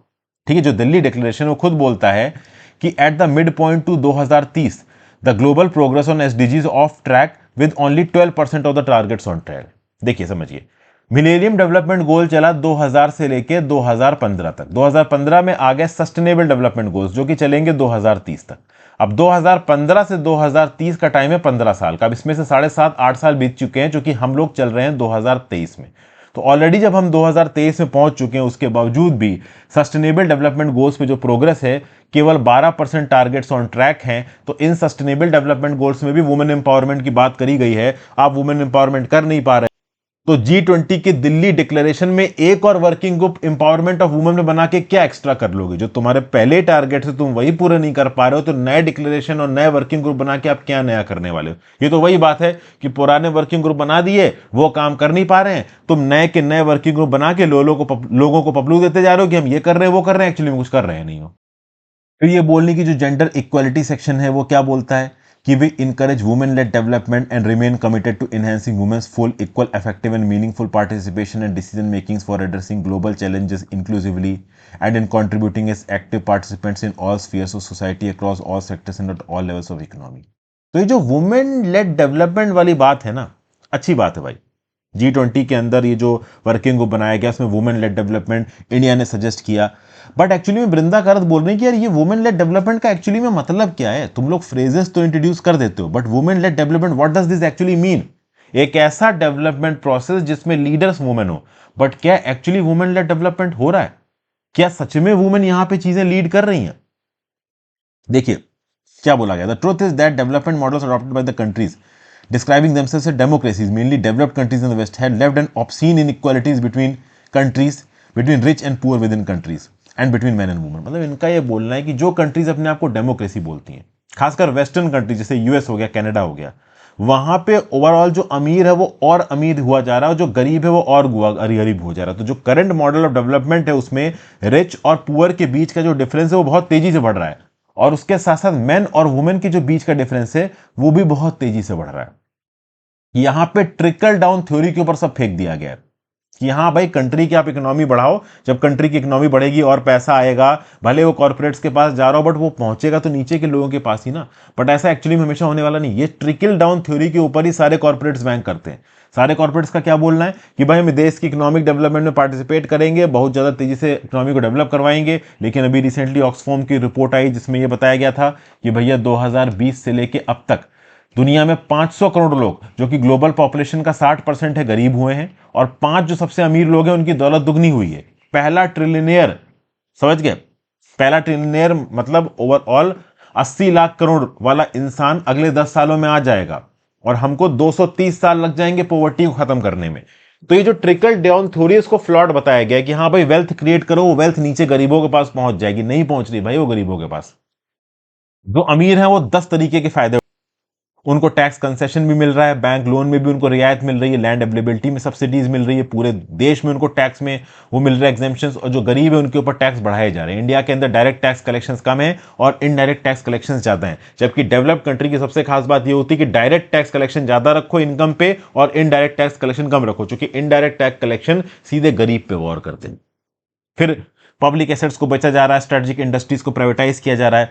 तो ये बस यही कहने की कोशिश कर रही है वृंदा करत कि एक्चुअली में यहाँ पे कॉर्पोरेट डेवलपमेंट हो रहा है। इस डेवलपमेंट में बस बकवास बातें की जा रही हैं कि हाँ भाई वुमेन सेंट्रिक हम चीजें कर रहे हैं, एक्चुअली में वुमेन सेंट्रिक यहाँ पे कुछ हो नहीं रहा है। अब वुमेन सेंट्रिक के रिस्पेक्ट में एक और फ्लॉ यहाँ पे वृंदा करत पॉइंट आउट कर रही है। जैसे जेंडर बजट की बात की जाए, जेंडर बजट को 2005-6 में इंट्रोड्यूस किया गया। अब इस जेंडर बजट के अंदर 2 पार्ट रखे गए, एक पार्ट ए एक पार्ट बी। पार्ट ए के अंदर वो स्कीम आती है जो कि 100% वुमेन के लिए, पार्ट बी के अंदर वो गवर्नमेंटल स्कीम्स आती हैं जहां पे कम से कम 1/3 एक्सपेंडिचर उस स्कीम का वुमेन के लिए हो। तो जेंडर बजट को इस प्रकार से पेश करने के लिए बोला गया, ठीक है ना भाई? तो पार्ट ए और part B expenditure overall gender budget का बढ़े तो मजा आए, मतलब जेंडर्स मतलब फीमेल्स के लिए ज्यादा अलॉटमेंट हो रहा है। अब 2023-24 का जो जेंडर बजट था ना, ठीक है ना भाई, पिछले साल जो 5.2% था जेंडर बजट ओवरऑल एक्सपेंडिचर का, वो इस साल 5% पे आ गया। समझ गए भाई? तो 2022-23 में जो ओवरऑल एक्सपेंडिचर का 5.2% जेंडर बजट में जा रहा था वो इस साल 2023-24 में 5% पे आ गया। तो ओवरऑल जेंडर बजट में जो आप वुमेन के लिए पैसों का अलॉटमेंट कर रहे हो उसका क्वांटम यहां पे कम हो रहा है। तो कहां आप जेंडर और फीमेल के लिए ज्यादा इन्वेस्टमेंट कर रहे हो जब आप देख रहे हो कि क्वांटम जो एलोकेशन है वो कम हो रहा है। उसके बाद जेंडर बजट में ओवरऑल कोई इंसेप्शन भी ज्यादा देखने को नहीं मिला है। जब से जेंडर बजट का कंसेप्ट आया ओवरऑल एक्सपेंडिचर का 4 से 6% ही जेंडर बजटिंग में खत्म हो रहा है। एक बात ये भी बताई जा रही है, ठीक है? फिर सबसे खास बात ये है कि वुमेन लेड डेवलपमेंट है, तो जेंडर बजट के अंदर जो पार्ट ए है और पार्ट बी में पार्ट ए को ज्यादा इंपॉर्टेंस मिलनी चाहिए, क्योंकि पार्ट ए के अंदर स्कीम का सारा एक्सपेंडिचर किसके पास जा रहा है? वुमेन के पास जा रहा है। अब देखा जाए तो पार्ट ए के अंदर अब जेंडर बजट जो 5% एलोकेशन एक्सपेंडिचर का, उस 5% में भी केवल 39% पार्ट ए में है, जो कि 100% वुमेन के लिए, और बाकी 61% पार्ट बी में। और 61% पार्ट बी मतलब इस 61% का भी केवल 1/3 तो जा रहा है वुमेन के पास। समझ गए बात को? तो कुल मिला के ये जो जेंडर बजट का कंसेप्ट है, ये उस लेवल पे इंप्लीमेंट हो नहीं रहा है। बस हाँ, अकाउंटिंग के लिए, स्टैटिस्टिक के लिए लिख दिया गया है जेंडर बजट, बट एक्चुअली में इसको जितनी इंपॉर्टेंस मिलनी चाहिए थी, जितनी होली वुमेन स्पेसिफिक स्कीम आनी चाहिए थी, वो आ नहीं रही है। केवल 39% या फिर कह लीजिए लगभग 40% है। मतलब एक तो जेंडर बजट ही 5% है केवल एक्सपेंडिचर का, उस 5% का भी अप्रॉक्सीमेटली ओनली 40% कंप्लीटली वुमेन को एलोकेट कर रहा है, तो मजा नहीं आ रहा। दूसरी बात, वुमेन का जो इन्वॉल्वमेंट है रेगुलर वेज वर्क में, वो भी गिर रहा है। पीरियोडिक लेबर फोर्स सर्वे के हिसाब से 2018-19 में लेबर फोर्स में 21.9% वुमेन थी, ये 2022-23 में 15.9% पहुंच चुकी हैं। तो वुमेन का पार्टिसिपेशन जो है इकोनॉमिक एक्टिविटीज में, उसके ऊपर भी यहां सवाल उठ रहे हैं। 95% वुमेन जो है इंडिया के अंदर वो अनऑर्गेनाइज सेक्टर में काम करती हैं, ना ही उनके पास कोई जॉब सिक्योरिटी है, ना ही उनके पास इनकम सिक्योरिटी है। ज़्यादातर सेंट्रल गवर्नमेंट की फ्लैगशिप स्कीम जैसे मनरेगा वगैरह में काम करती थी, वहां पे भी पैसों का क्वांटम कम किया गया है। बाकी बहुत सारा ASHA workers, accredited social health activist की तरह काम करती थी। एग्रीकल्चर के अंदर जो वुमेन इंगेज है, उनका शेयर 2022-23 में 64.3% हो गया है, 2018-19 में 55.3% था। और फैमिली बेस्ड एग्रीकल्चर में जब वुमेन इन्वॉल्व होती है, तो आपको पता होना चाहिए कि वो फैमिली के लिए काम कर रही होती है, एक्चुअली में उसको उस चीज की कोई तनख्वाह नहीं मिल रही होती है।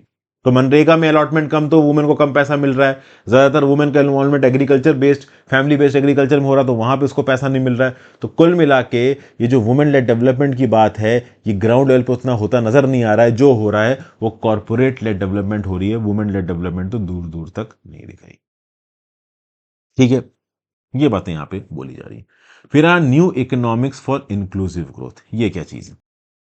यहां पे इंडिया की इकोनॉमिक ग्रोथ ट्रेजेक्टरी के बारे में बात हो रही है। अपनी किताब है breaking the mould, reimagining India's economic future, इसको लिखा है रघुराम राजन साहब ने, रोहित लांबा साहब ने। इन दोनों ही लोगों ने रिकमेंड किया है कि इंडिया की जो पॉलिसी है ना, कि अपना मैन्युफैक्चरिंग सेक्टर बनाओ, ठीक है ना, इस पॉलिसी को छोड़ो और सीधे export led high end services में जाओ। मतलब ओवरऑल इस पर्टिकुलर किताब breaking the mould, reimagining India's economic future में रघुराम राजन साहब और रोहित लांबा साहब यही बोल रहे हैं कि इंडिया की जो पॉलिसी है कि हाँ भाई, पहले प्राइमरी सेक्टर से मैन्युफैक्चरिंग सेक्टर की तरफ, फिर मैन्युफैक्चरिंग सेक्टर से सर्विसेज सेक्टर की तरफ, तो ये मैन्युफैक्चरिंग सेक्टर पर जाना छोड़ के सीधे सर्विसेज सेक्टर पे जंप मारो। लेकिन पिछले 30 सालों में इंडिया क्या कोशिश कर रहा है? यही तो कर रहा है, सीधे सर्विसेज सेक्टर में आगे बढ़ने की। हम सर्विस सेक्टर में आगे बढ़े भी हैं, लेकिन सर्विस सेक्टर में कुछ लिमिटेशंस हैं, जो लिमिटेशंस मैन्युफैक्चरिंग सेक्टर में नहीं आती। इनसफिशिएंट जॉब्स और इनकम, ये एक्लीज हील है इंडियन इकोनॉमी की। एक्लीज हील मतलब कमजोरी है, लोगों की इनकम और उनके पास कम नौकरियां होना। समझते हैं, इकोनॉमिक डाटा सेट से बाहर निकल के अगर सोशल और पॉलिटिकल एरेनाज में हम चीजों को देखेंगे, तो चीजें ज्यादा समझ में आएंगी। फार्मर्स अपने प्रोडक्ट्स के लिए बेहतर दाम मांग रहे हैं।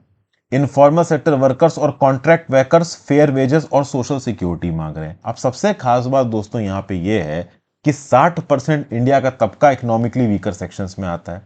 ओके, जॉब रिजर्वेशन मांग रहा है अपने लिए, ठीक है, मतलब जॉब में उनको रिजर्वेशन चाहिए। खास बात यह है कि जो इंडिया की ग्रोथ में सबसे बड़ा ऑब्स्टेकल है, वो क्या है? यहां लिखा हुआ है mismatch between skills, jobs and income. 20 साल पहले इंडिया शाइन कर रहा था। इकोनॉमिस्ट ने सोचा कि भैया मैन्युफैक्चरिंग को लीप फ्रॉग करके सीधे हम लोग सर्विसेज में जा सकते हैं। जो ट्रेडिशनल तरीका क्या है कि एग्रीकल्चर से मैन्युफैक्चरिंग में जाओ, फिर सर्विसेज में जाओ। चाइना ने इसी ट्रेडिशनल तरीके को अपनाया है। चाइना ने अपने मासेस को पॉवर्टी से कैसे निकाला? एग्रीकल्चर से इनके मासेस सीधे सर्विसेज में नहीं गए, चाइना ने अपने मैन्युफैक्चरिंग सेक्टर को जबरदस्त तरीके से डेवलप किया। आज की डेट में चाइना पूरी दुनिया की फैक्ट्री बन चुका है, दुनिया भर के टेक्नोलॉजी चैंपियंस को हरा रहा है। तो चाइना ने अपनी मैन्युफैक्चरिंग सेक्टर में जबरदस्त तरीके से इन्वेस्ट किया। इंडिया ने भी शुरुआत में साइंस और इंजीनियरिंग में वर्ल्ड क्लास इंस्टीट्यूशंस में इन्वेस्ट किया था। जैसे इंडिया के इंडियन इंस्टीट्यूट ऑफ टेक्नोलॉजी, इन्होंने सॉफ्टवेयर इंडस्ट्री को डेवलप किया, एक ग्लोबली कॉम्पिटिटिव फोर्स बनाया, जिसके दम पे आज की डेट में यूएस मल्टीनेशनल कंपनीज में इंडिया बेस्ड के सीईओ बैठे हुए हैं। इंडिया का जो स्पेस प्रोग्राम है वो बहुत तगड़ा डिलीवर कर रहा है रिपोर्ट्स, मतलब रिजल्ट्स को। नासा जितना खर्चा करता है उसका बस एक फ्रैक्शन खर्चा करता है इसरो। उसके बावजूद भी इंडिया का स्पेस प्रोग्राम स्पेस के फील्ड में बहुत आगे बढ़ रहा है। तो जो इंडिया का पैटर्न ऑफ ग्रोथ है ना, हाई एंड स्किल्स में हम लोग पैसा इन्वेस्ट कर रहे हैं, लेकिन हाई एंड स्किल में हम लोग भले ही आगे बढ़ रहे हो, लेकिन हाई एंड स्किल में होने के बावजूद हम मास बेसिस पे जॉब क्रिएट नहीं कर पा रहे हैं। 2010 का लियोनल रॉबिन्स मेमोरियल लेक्चर की बात की जाए तो वहां पे ब्रिटिश इकोनॉमिस्ट एडेयर टर्नर ने क्या पॉइंट आउट किया कि भाई इकोनॉमिक मॉडल में कुछ बेसिक चीजों को हम लोग भूल गए हैं। जो high and high skilled services sector है ना, उसमें देश की पूरी जनता नहीं आ सकती, और हमको इस बात का ध्यान रखना है कि हमें देश के 140 करोड़ लोगों का पेट भरना है, और वो 140 करोड़ लोग हाई एंड सर्विसेज सेक्टर में एम्प्लॉय नहीं हो सकते। रियलिटीज को कहीं ना कहीं हमने छोड़ा है। ज्यादातर इकोनॉमिस्ट को लर्निंग का और एसेंस ऑफ डेवलपमेंट का प्रोसेस समझना बहुत जरूरी है। सिटीजन्स जैसे जैसे नई स्किल्स सीखेंगे, वैसे वैसे उनकी इनकम बढ़ेगी, वैसे वैसे वो कैपेबिलिटीज को एक्वायर करेंगे। अब एक एग्रीकल्चरल वर्कर, क्या आप उससे एक्सपेक्ट कर सकते हो कि वो एक झटके में अपनी छोटी पीढ़ी को इतना सिखा दे कि उसकी छोटी पीढ़ी सीधे सर्विसेज सेक्टर में बाप बन जाए और बहुत सारा पैसा कमाने लगे? ऐसा होता नहीं है दोस्तों, समझ गए? आपको शिफ्ट ग्रेजुअल करना पड़ेगा। इंडिया सीधे एग्रीकल्चर से सर्विसेज जाने के चक्कर में मैन्युफैक्चरिंग को साइडलाइन करके ये जो लंबी शिफ्ट मार रहा है, इस लंबी शिफ्ट में हमारे देश की एक बहुत छोटी proportion of Janata he benefit कर पा रही है। Majority of the proportion of जनता यहां पे डिसएडवांटेज में चली जा रही है, जो कि सर्विसेज सेक्टर में एक्सेल करने के लिए आपको जबरदस्त स्किल चाहिए, और वो स्किलिंग की टेक्निक, एवेन्यूज, रिसोर्सेस और काबिलियत मेजॉरिटी ऑफ द जनता में यहां पे कमी है, समझे? तो बेटर यह रहता कि अगर हम अपने एग्रीकल्चरल सेक्टर को पहले मैन्युफैक्चरिंग सेक्टर में कन्वर्ट करते, क्योंकि एक एग्रीकल्चरल वर्कर के लिए यह बड़ा आसान है कि छोटी मोटी ट्रेनिंग के साथ या ऑन वर्क ट्रेनिंग के साथ वो मैन्युफैक्चरिंग सेक्टर के स्किल सेट सीख ले, वो उतने मुश्किल नहीं है। प्लस मैन्युफैक्चरिंग सेक्टर की जो कंपनीज बनाना है वो काफी आसान है, वो रूरल इलाकों के पास बन सकती हैं। तो रूरल इलाकों के पास जो मैन्युफैक्चरिंग सेक्टर की कंपनीज बन सकती है। अब सर्विस सेक्टर के बड़े बड़े जो होटल हैं, आर्टिफिशियल इंटेलिजेंस की टेक्नोलॉजीज हैं, बैंकिंग सेक्टर हैं, ये रूरल इलाकों में नहीं बन सकती, ये अर्बन इलाकों में बनेंगे। तो जो रूरल इलाकों में रूरल मास एग्रीकल्चर कर रहा है, उसके लिए naturally first shift services sector की तरफ होना बहुत ज्यादा मुश्किल है। उसके लिए जो नेचुरल फर्स्ट शिफ्ट होगा वो मैन्युफैक्चरिंग इंडस्ट्रीज फैक्ट्री में होगा, जो कि रूरल इलाकों में लगाई जा सकती है। और जो मैन्युफैक्चरिंग है वो केवल large capital intensive smartphone factories में नहीं होती है, लार्ज सॉफ्टवेयर फैक्ट्रीज में नहीं होती है। छोटे मोटे रूरल इलाकों में भी आप मैन्युफैक्चरिंग की बहुत सारे फर्म्स को स्टैब्लिश कर सकते हो, जो कि लो लेबर इंटेंसिव है, स्मॉल है, लो कैपिटल है, एंटरप्राइजिंग है। तो वो ओवरऑल बड़े स्केल पे इस गांव के लॉट को नौकरियां दे सकते हैं, जॉब दे सकते हैं, ग्रोथ दे सकते हैं। ठीक है, तो ये जो टारगेट है ना $1 ट्रिलियन ऑफ जीडीपी का, ये तब तक अचीव नहीं हो सकता जब तक इकोनॉमिक ग्रोथ इंक्लूसिव और सस्टेनेबल ना हो। इंक्लूसिव और सस्टेनेबल वो एग्रीकल्चर से मैन्युफैक्चर और फिर सर्विसेज जाने में है। हम जो सीधे एग्रीकल्चर से सर्विसेज में लीप फॉक कर रहे हैं, मैन्युफैक्चरिंग सेक्टर को स्किप करके, इससे हम सस्टेनेबल बेसिस पे ट्रिलियंस ऑफ डॉलर्स की इकोनॉमी बहुत तेजी से नहीं बढ़ा सकते। चाइना की इकोनॉमी इसलिए इतनी तेज बढ़ी है, तो हमें भी कन्वेंशनल रास्ता यहां पे अपनाना पड़ेगा। इंडिया के पास एबेंडेंट रिसोर्सेज है विलिंग ह्यूमन बींग्स के, जो लार्ज कैपिटल इंटेंसिव फैक्टर्स में इन्वॉल्व हो सकते हैं, लैंड और फाइनेंशियल कैपिटल में इन्वॉल्व होके आगे बढ़ सकते हैं। और इसके लिए ऑप्टिमम एजुकेशनल स्किल्स की जरूरत है। हाई एंड मैन्युफैक्चरिंग में पहुंचना कंपैरेटिवली आसान है when compare to high end services, ठीक ना? तो लोकल वेब्स में रिचनेस ऑफ इकोनॉमिक एक्टिविटी को बढ़ाना है, इसके बेसिस पे ज्यादा से ज्यादा इंडियन सिटीजंस को फैक्ट्रीज में और मैन्युफैक्चरिंग सेक्टर में लगाना है। धीरे धीरे ऑटोमेटिकली वो अपने स्किल सेट को बढ़ाएंगे और हाई लेवल की मैन्युफैक्चरिंग और सर्विसेज भी ऑटोमेटिकली रिवाइव हो जाएगी। जब बिना मैन्युफैक्चरिंग सेक्टर डेवलप किए हमारा सर्विसेज सेक्टर इतनी तेजी से ग्रो कर रहा है, तो सोचिए बड़े स्केल पे मैन्युफैक्चरिंग जब डेवलप होगी तो सर्विसेज सेक्टर तो ऑटोमेटिकली ग्रो होगा ही होगा। ठीक है, तो यहां पे लॉजिक दिया गया। फिर अगली, what does China 2024 economic policies look like? 2023 में Chinese central economic work conference होती है, रिसेंटली कंक्लूड हुई। वो स्टेबिलिटी फोकस्ड बताते हैं अपने देश के लिए 2024 की इकोनॉमी। देखिए क्या है, चाइना में भी इकोनॉमिक स्लोडाउन होता नजर आ रहा है। अब तक चाइना की जो ग्रोथ रही है वो एक्सपोर्ट ओरिएंटेड ग्रोथ रही है। अब चाइना अपनी 2024 के आउटलुक में Chinese central economic work conference में क्या बोल रहा है कि एक्सपोर्ट लेड ग्रोथ से वो डोमेस्टिक डिमांड लेड ग्रोथ की तरफ जाएंगे, हाई क्वालिटी प्रोडक्शन करेंगे, टेक सेल्फ रिलायंस बढ़ाएंगे, ट्रेड पार्टनर के साथ कोऑपरेट करेंगे, फाइनेंशियल डिसिप्लिन को मेंटेन करेंगे। और इसके बेसिस पे जो चाइनीज स्टेट लेड प्रैक्टिसेस हैं कि बहुत ज़्यादा डेप्ट दो, बहुत ज़्यादा एक्सपोर्ट लेड प्रैक्टिसेस को फॉलो करो, ग्रोथ को फॉलो करो। अब वो एक्सपोर्ट लेड ग्रोथ तो फॉलो करेंगे जितनी पॉसिबल है, उसके साथ साथ अपनी डोमेस्टिक डिमांड के बेसिस पे भी एक्सेल करने की कोशिश करेंगे। क्योंकि चाइना भी इस बात को समझ रहा है कि भाई ग्लोबल डिमांड आगे आने वाली बढ़ने वाली है और बहुत सारी डेवलप्ड कंट्रीज चाइना का अल्टरनेटिव ढूंढ रही हैं। तो हो सकता है कि चाइना के एक्सपोर्ट ऑर्डर आगे आने वाले समय में कम हो, और ये बात चाइनीज प्रेसिडेंट को, चाइनीज सरकार को बहुत अच्छी तरीके से समझ में आ चुकी है। तो इसीलिए यहां पे चाइनीज प्रेसिडेंट शी जिनपिंग क्या बोल रहे हैं कि न्यू पैटर्न ऑफ डेवलपमेंट, इस न्यू पैटर्न ऑफ डेवलपमेंट में एक एम्बिशियस स्ट्रक्चरल रिफॉर्म कर रहे हैं कंट्री को दुनिया का मैन्युफैक्चरिंग हब तो वो बना के रखेंगे ही, साथ साथ डोमेस्टिक मार्केट को ज्यादा कोटर करें। तो चाइना प्रायोरिटाइज कर रहा है हाई क्वालिटी इकोनॉमिक ग्रोथ को, एड्रेस कर रहा है imbalance between development and people's को, increasing demands for a better life. इस शिफ्ट में डोमेस्टिक डिमांड पे एम्फेसाइज किया जाएगा, सेल्फ रिलायंस पे स्पेशलाइज किया जाएगा, हाईटेक और सस्टेनेबल मैन्युफैक्चरिंग सेक्टर्स में ध्यान दिया जाएगा, एग्रीकल्चर को यहाँ पे काफी अटेंशन दिया जाएगा for its contribution to GDP वगैरह वगैरह। ठीक है, यूएस और उसके जो भी पार्टनर्स हैं, नीदरलैंड, जापान वगैरह, वो चाइना के अगेंस्ट बहुत सारे एक्सपोर्ट रिलेटेड कंट्रोल लगा चुके हैं। तो चाइना यहाँ पे क्या कर रहा है कि खुद का अपना सेल्फ इंप्रूवमेंट करेगा, हाई टेक्नोलॉजी के इजाद करेगा 2022 में, इसको अपनी स्ट्रेंथ में कन्वर्ट करेगा, एक प्रूडेंट मॉनेटरी पॉलिसी लेके आएंगे, एक प्रोएक्टिव फिस्कल पॉलिसी लेके आएंगे, फाइनेंशियल स्टेबिलिटी में जो डेट लेफ्ट ग्रोथ है, जो उधार के बेसिस पे जो ग्रोथ है, जो चाइना की कम्युनिस्ट पार्टी की जो बैंकें थी वो दबा के उधार भागती रहती थी मार्केट में, वो अपने डेब्ट्स को भी कंट्रोल करने की कोशिश कर रहे हैं। तो सस्टेनेबल मॉनेटरी और फिजिकल पॉलिसी की तरफ जा रहे हैं। डोमेस्टिक ग्रोथ पे इस समय पे चाइना ज्यादा ध्यान दे रहा है, एक प्रोएक्टिव फिजिकल पॉलिसी को अपना रहे हैं जहां पे मीडियम और स्मॉल इंटरप्राइजेस को टैक्स रिबेट दिए जाएंगे, लोकल गवर्नमेंट्स को इंटरेस्ट रेट डिस्काउंट्स दिए जाएंगे, डेब्ट स्ट्रेस कम करने की कोशिश की जाएगी और डोमेस्टिक डिमांड को बढ़ा के ग्रोथ की तरफ जाया जाएगा।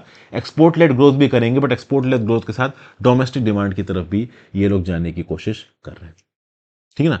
तो enhance financial discipline and embrace frugality, ताकि डेब्ट बर्डन को रोका जा सके। ऑलरेडी डेब्ट बर्डन चाइना के अंदर $60 ट्रिलियन पे जा रहा है, ऐसा यहां पे बताया जाए। तो इन इकोनॉमिक कंसर्न्स के लिए चाइना एक बैलेंस ट्रेड की बात कर रहा है, इंटरनेशनल डिमांड को बढ़ाने की बात कर रहा है, विलिंग पार्टनर्स के साथ कोऑपरेट करने की बात कर रहा है, यूएस चाइना जियोपॉलिटिकल कंपटीशन को कम करने की बात कर रहा है, वगैरह वगैरह। ठीक है भाई, फिर अगला, do shorten TB treatment plants offer a solution for India's TB burden. अब ये क्या लॉजिक है? ये लॉजिक ये है दोस्तों, अभी के लिए जो टीबी का इलाज वाला प्लान है वो कितने महीने आपकी दवाइयां चलती हैं? तो लगभग 6 महीने आपकी दवाइयां चलती हैं। तो क्या ऐसा कोई इलाज का प्लान अवेलेबल है, time tested and scientifically proved, जो कि कम स्पैन में इलाज करके लोगों की टीबी की प्रॉब्लम को सॉर्ट आउट कर?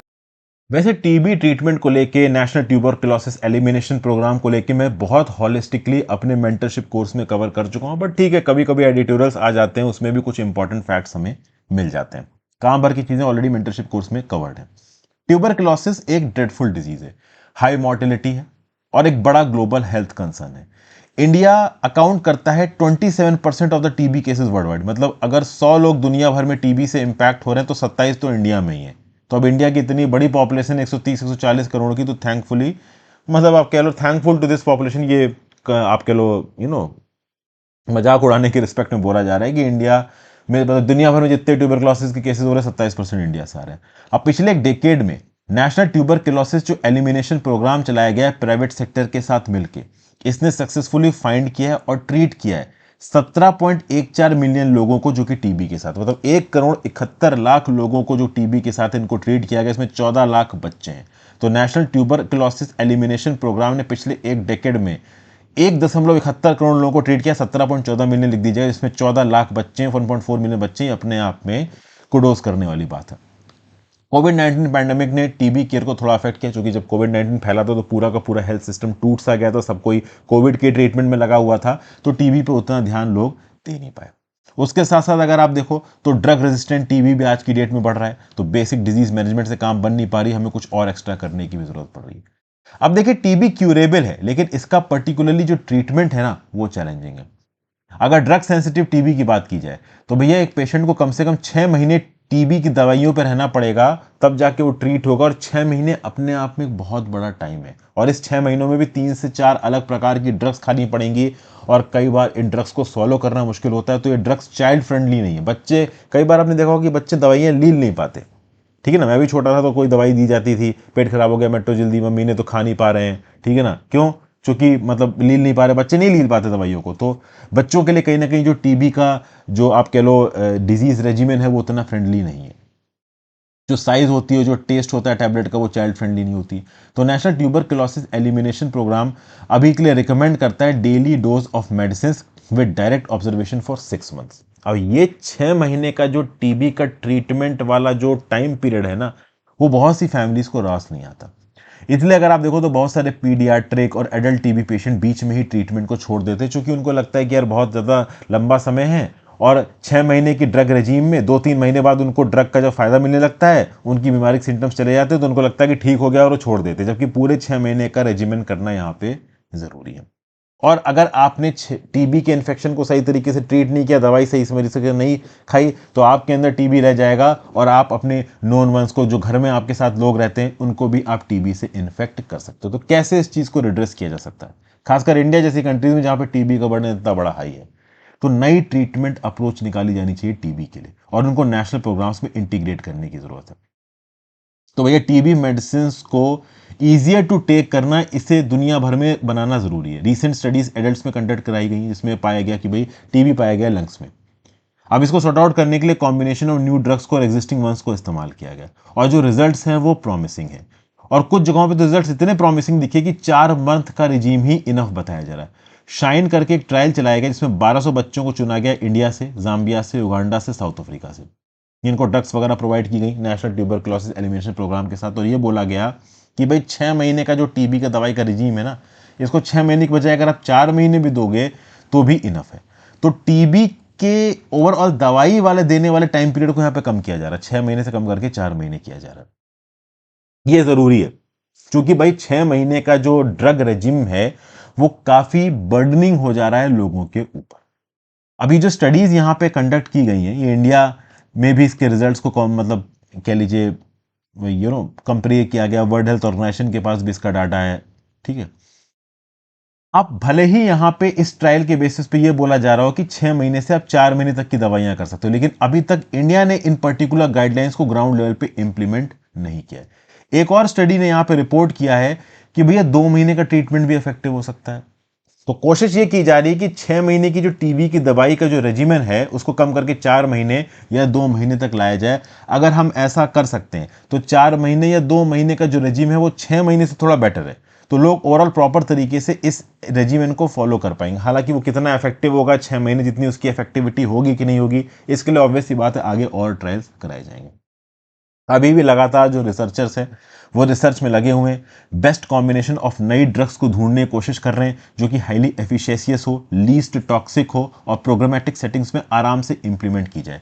इस प्रकार की रिसर्च के लिए एक हाईली कंसर्टेड एफर्ट किया जा रहा है, जिसमें ग्लोबल और लोकल दोनों लेवल पे रिसर्चर्स लगे हुए हैं, फंडर्स लगे हुए हैं, रेगुलेटरी अथॉरिटीज लगी हुई हैं पॉलिटिकल सपोर्ट के लिए। कॉस्ट एक डिटर्मिनेटिंग फैक्टर होता है, दवाई कितने रुपए की आपको प्रोवाइड की जा रही है ये बहुत हद तक मैटर करता है। तो जो नई दवाई मार्केट में आएंगी उनकी पेटेंटिंग को लेके, इनकी प्राइसिंग को लेके बहुत स्ट्रांग पॉलिटिकल विल दिखानी पड़ेगी कम्युनिटी चार्टर्स को, फंडर्स को, WHO को, तभी ये दवाई मैन्युफैक्चरर्स द्वारा एक रीजनेबल दाम पे मार्केट में उतारी जाएंगी। पता चला बड़ी बड़ी कंपनीज ने रिसर्च की और बाद में दवाइयां महंगी बेचने लगे तो कोई मतलब नहीं रहेगा इस रिसर्च का। इंडिया का टारगेट है कि भाई टीबी को एलिमिनेट कर देंगे 2025 तक। जो वर्ल्ड ट्यूबरक्लोसिस डे 24 मार्च हुआ 2023 में, उस दिन भी बोला गया कि हाँ भाई हम 2030 तक टीबी को खत्म कर सकते हैं। इस फाइट को रिज्यूविनेट करने की जरूरत है, टीबी फ्री की फाइट को पूरी ग्लोबली। तो इंडिया को एक्टिव स्क्रीनिंग करना जरूरी है, केस डिटेक्शन करना जरूरी है, पॉलिसी मेकर्स को भी शॉर्ट ट्रीटमेंट कोर्स की तरफ जाना जरूरी है ताकि टीबी की दवाई को हम इफेक्टिवली लड़ सकें। तो स्क्रीनिंग करना, ये आइडेंटिफाई करना, डायग्नोस करना कि टीबी है, और उसके बाद शॉर्टर रेजिमेन के थ्रू उसको क्योर करना।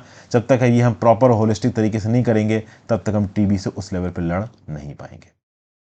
ठीक है भाई, आगे चलते हैं। Making health our priority in 2024, ये क्या बोला जा रहा है? सत्य श्री राम जी ने इस आर्टिकल को लिखा है, CEO है प्रिवेंटिव हेल्थ अपोलो हॉस्पिटल। क्या लिख रहे हैं? 2023 का जो नवरात्रि फैसिलिटीज हुई थी दोस्तों, गुजरात में न्यूज निकल के आई थी कि भाई 10 लोगों को हार्ट अटैक आ गया 24 घंटे के अंदर। और ये जो हार्ट अटैक आया था वो एक 13 साल के बच्चे से लेके मिडिल एज इंडिविजुअल तक में आया था। तो ओवरऑल ये जो मिथ थी लोगों की, जो हार्ट रिलेटेड डिजीज है वो केवल बूढ़े लोगों को होते हैं, यंग लोगों को नहीं होते, हट चुका। अब तो कई बार आपने सुना होगा कि जो सुपर फिट लोग हैं, जो जरूरत से ज्यादा ट्रेडमिल पे दौड़ते हैं, ठीक है ना, उनको भी हार्ट अटैक यहाँ पे आ सकता है।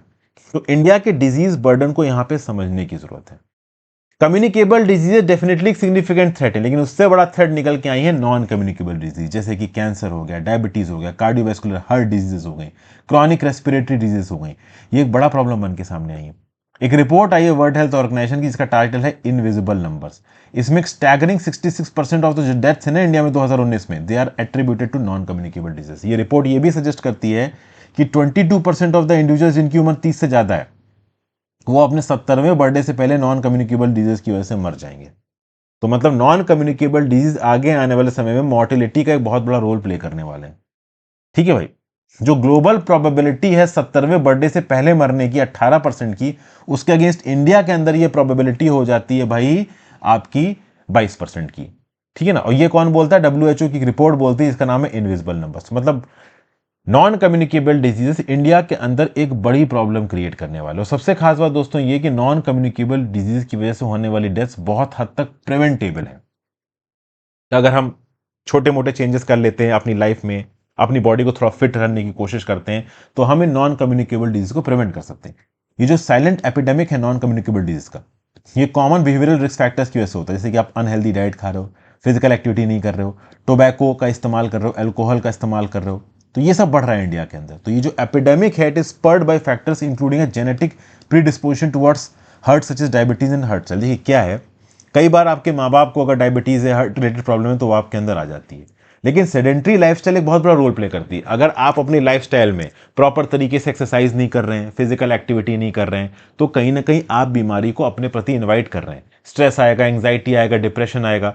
और इंडिया के पास तो ड्यूबियस डिस्टिंक्शन है, हम डायबिटीज कैपिटल हैं। 101 मिलियन लोग, 10 करोड़ से ज्यादा लोग इंडिया में डायबिटीज से सफर कर रहे हैं। और 136 मिलियन लोग, 13 करोड़ 7 लाख लोग प्री डायबिटीज से सफर कर रहे हैं। कार्डियोवैस्कुलर डिजीजेस टॉप करता है मोर्टेलिटी चार्ट को, और कैंसर इंसिडेंस। कार्डियोवैस्कुलर डिजीजेस और कैंसर डिजीजेस की वजह से जो मौतें हुई, आप कह लो जो मोर्टेलिटी हुई है, वो 57.5% बढ़ी है 2040, बढ़ेगी 2040 तक, ऐसा यहां पे भी बताया जा रहा है। तो ये जो हेल्थ क्राइसिस है, ये अफेक्ट करती है इंडिविजुअल्स को, एक सब्सटेंशियल इकोनॉमिक बर्डन पोज करती है। वर्ल्ड इकोनॉमिक फोरम के हिसाब से 2012 से लेकर 2030 के बीच में इंडिया $4.58 ट्रिलियन लूज कर सकता है नॉन कम्युनिकेबल डिजीज और मेंटल हेल्थ कंडीशंस के चलते। तो अगर इंडिया को एस्पायर करना है $5 ट्रिलियन की इकोनॉमी बनना है 2027 तक, तो growing incidence of non communicable diseases को रोकना पड़ेगा। ये सरकार की एक प्रायोरिटी होनी चाहिए, और इसके लिए सरकार ने लॉन्च किए बहुत से इनिशिएटिव्स, जैसे कि national programme for prevention and control of cancer, diabetes, cardiovascular disease and stroke. 75-25 initiative लेके आया गया है। बट लोगों से खुद बोला जा रहा है कि भाई अपनी हेल्थ का ध्यान रखिए। जैसे जैसे आप न्यू ईयर में जा रहे हो, आप अपनी हेल्थ को भी प्रायोरिटी दो। न्यू ईयर रेजोल्यूशंस भले कुछ महीने बाद तोड़ दिए जाते हैं, बट एक हेल्थ ऐसी चीज है जिसके रेजोल्यूशन को आप तोड़ नहीं सकते हो, क्योंकि अगर आपकी हेल्थ बिगड़ गई तो इररिस्पेक्टिव अमाउंट ऑफ पैसा या कुछ भी चीज आपके पास हो, आप एक अच्छी जिंदगी नहीं जी पाओगे। और आपकी हेल्थ इस बात पे डिपेंड करती है कि आप कहाँ रहते हो, कहाँ काम करते हो, किस प्रकार की एक्टिविटीज में अपने आप को एनहांस करते हो। अर्बन प्लानिंग, एनवायरमेंटल पॉल्यूशन, ऐसे बहुत सारे फैक्टर्स यहाँ पे प्ले में आ जाते हैं। तो समय समय पे हेल्थ चेकअप्स कराना ज़रूरी है। ये सब चीज़ें अपनी डेली लाइफस्टाइल को मैनेज करना ज़रूरी है। हेल्थियर चॉइसेस को लेना ज़रूरी है। माइक्रो हैबिट्स लेके आनी है, स्मॉल मैनेजेबल एक्शंस लेने हैं डेली रूटीन्स के लिए, वगैरह वगैरह। तो पहले हम नेचुरल मूवमेंट को अपनी डेली लाइफ में इनकर करें। हम पॉसिबली 30 मिनट हर दिन चल सकते हैं, इससे हमारी कार्डियोवैस्कुलर फिटनेस बढ़ेगी, हमारी बोन्स स्ट्रेंगन होगी, एक्सेस बॉडी फेट कम होगा, हमारी मसल पावर बढ़ेगी, हमारा एंड्योरेंस बढ़ेगा। सेकंड, हम स्लो फूड को कर सकते हैं, फास्ट फूड। स्लो फूड मतलब देखिए हेल्दी फूड्स खाइए, घर का दाल चावल सब्जी रोटी बाहर के बर्गर से बहुत ज़्यादा इफेक्टिव होता है, सही इंग्रेडिएंट्स के साथ। ओके, प्लस हम जो खाना खा रहे हैं और जो हमारे एनवायरनमेंट की हेल्थ है, वो एक दूसरे के साथ सस्टेनेबल होना चाहिए। प्लस हर साल हम कुछ घंटे निला के अपना कॉम्प्रिहेंसिव हेल्थ चेकअप करवा सकते हैं, इससे पता चल जाएगा कि कहीं कोई प्रॉब्लम तो नहीं है। प्लस डिनर टेबल पे हम लोग कूलर कन्वर्सेशंस कर सकते हैं, ओवरऑल अपनी हेल्थ पे ध्यान रख सकते हैं, अपनी मेंटल हेल्थ पे ध्यान रख सकते हैं, ओवरऑल एक्सेसिव स्ट्रेस को अवॉइड कर सकते हैं। तो हेल्थियर चॉइसेस लेके ओवरऑल हम अपने नॉन कम्युनिकेबल डिजीज से सफ़र होने वाले ट्रेड को बहुत हद तक रोक सकते हैं। फिर आगे आ जाते हैं। Cricket commerce, the cash rich IPL holds the key to Indian team fortunes in T20। देखिए यहाँ पे क्या बोला जा रहा है। पिछले हफ्ते, मतलब ये दिसंबर के एंड की न्यूज़ है, तो पिछले हफ्ते इंडियन प्रीमियर लीग का दुबई में ऑक्शन हुआ। ये 3 हफ्ते पहले की न्यूज़ हो गई टेक्निकली। तो यहाँ पे फाइनेंशियल मसल और इंडोरिंग वैल्यू दिखी भाई। अगर आप देखो तो एक समय पे जब T20 लीग लॉन्च हुई थी, इंडियन प्रीमियर लीग, तो राहुल द्रविड़ ने इसको डोमेस्टिक टूर्नामेंट बोला था विद एन इंटरनेशनल फ्लेवर। अब तो ये पूरा इंटरनेशनल हो चुका है। 2008 में बेंगलुरु के एम चिन्ना स्वामी स्टेडियम में शुरुआत हुआ था। उसके बाद आईपीएल में बैटिंग स्कैंडल भी हुआ है, फिक्सिंग स्कैंडल भी हुआ है, टीम सस्पेंशन भी हुए हैं, ओनरशिप इश्यूज भी हुए हैं, लेकिन उसके बावजूद भी इंडियन प्रीमियर लीग को लोग बहुत ज़्यादा पसंद करते हैं और इंटरनेशनल क्रिकेट के साथ जुड़ा हुआ है। जैसे कि अभी ऑस्ट्रेलिया ने वर्ल्ड कप जीता। अब ऑस्ट्रेलिया में स्टार खिलाड़ी कौन कौन थे? पैट कमिंस थे भैया, मिचेल स्टार्क थे, ट्रेविस हेड थे। अब इनको जबरदस्त पैसे मिले। जैसे मिचेल स्टार्क को कोलकाता नाइट राइडर्स ने 24.75 करोड़ का खरीदा, बहुत महंगा। पैट कमिंस को 20.5 करोड़ का खरीदा गया। तो अपने आप में इतने महंगे बिच रहे हैं ये प्लेयर्स, तो बेसिकली स्टार एथलीट की परफॉर्मेंस के ऊपर इनके दाम और ओवरऑल इनकी एक्सेप्टेबिलिटी मैटर करती है। अब जैसे कि गुजरात टाइटंस से खरीदा हार्दिक पांड्या को, और हार्दिक पांड्या मुंबई इंडियंस में आ गए हैं और रोहित शर्मा को रिप्लेस कर दिया गया। रोहित शर्मा मुंबई इंडियंस से कैप्टन नहीं है, हार्दिक पांड्या कैप्टन बन गए। इस बात को लेकर सूर्य कुमार यादव, जसप्रीत बुमराह ने भी क्रिप्टिक सोशल मीडिया पोस्ट किए। तो बेसिकली ऑब्वियस ही बात है, अगर मुंबई इंडियंस में ऐसा हो रहा तो देयर इज अ पॉसिबिलिटी कि इंडियन क्रिकेट टीम में भी T20 टीम की कैप्टनसी हार्दिक पांड्या के पास ही रहेगी। अब ICC T20 world cup West Indies और यूएस में होने वाला है, ठीक है ना भाई, तो हो सकता है कि वहां पे हार्दिक पांड्या लीड करें। तो जो कुछ भी आईपीएल में हो रहा है वो बहुत हद तक इंटरनेशनल क्रिकेट में भी पोर्ट्रे होता है उसी स्पीड के साथ। यही सब बातें यहां पे बताई जा रही है, ठीक है। फिर आगे आ जाते हैं भैया। ये बात हो रही है ये जो आपका वैत्री एयरपोर्ट वाला जो इंसिडेंट हुआ है कि 303 इंडियंस को एक फ्रेंच एयरपोर्ट से वापस इंडिया लेके आया गया। 20 लोगों ने यहाँ पे फ्रांस में असाइलम मांगा तो वो वहाँ रुक गए, बाकी सब लोग मुंबई यहाँ पे वापस आ गए। आपको पता है दोस्तों कि इस साल 1 लाख लोग इलीगली कोशिश कर चुके हैं यूएस के अंदर घुसने की in the time period of October 2022 से सितंबर 2023। इससे पिछले साल में ये नंबर लगभग 20,000 था, अब 5 गुना बढ़ चुका है। ये डाटा है यूएस कस्टम्स और बॉर्डर प्रोटेक्शन का। और ज़्यादातर मतलब 50% से ज़्यादा अटेम्प्ट्स होते हैं हेविली गार्डन मैक्सिकन बॉर्डर से, और उसके अलावा जो होते हैं वो कैनेडियन बॉर्डर्स के थ्रू होते हैं। और यूएस के बॉर्डर्स के थ्रू घुसना बहुत मुश्किल है, क्योंकि रास्ता बहुत ट्रेकरस होता है, वहाँ पे बहुत ज़्यादा लोग होते नहीं है, बहुत ठंडी का रास्ता होता है।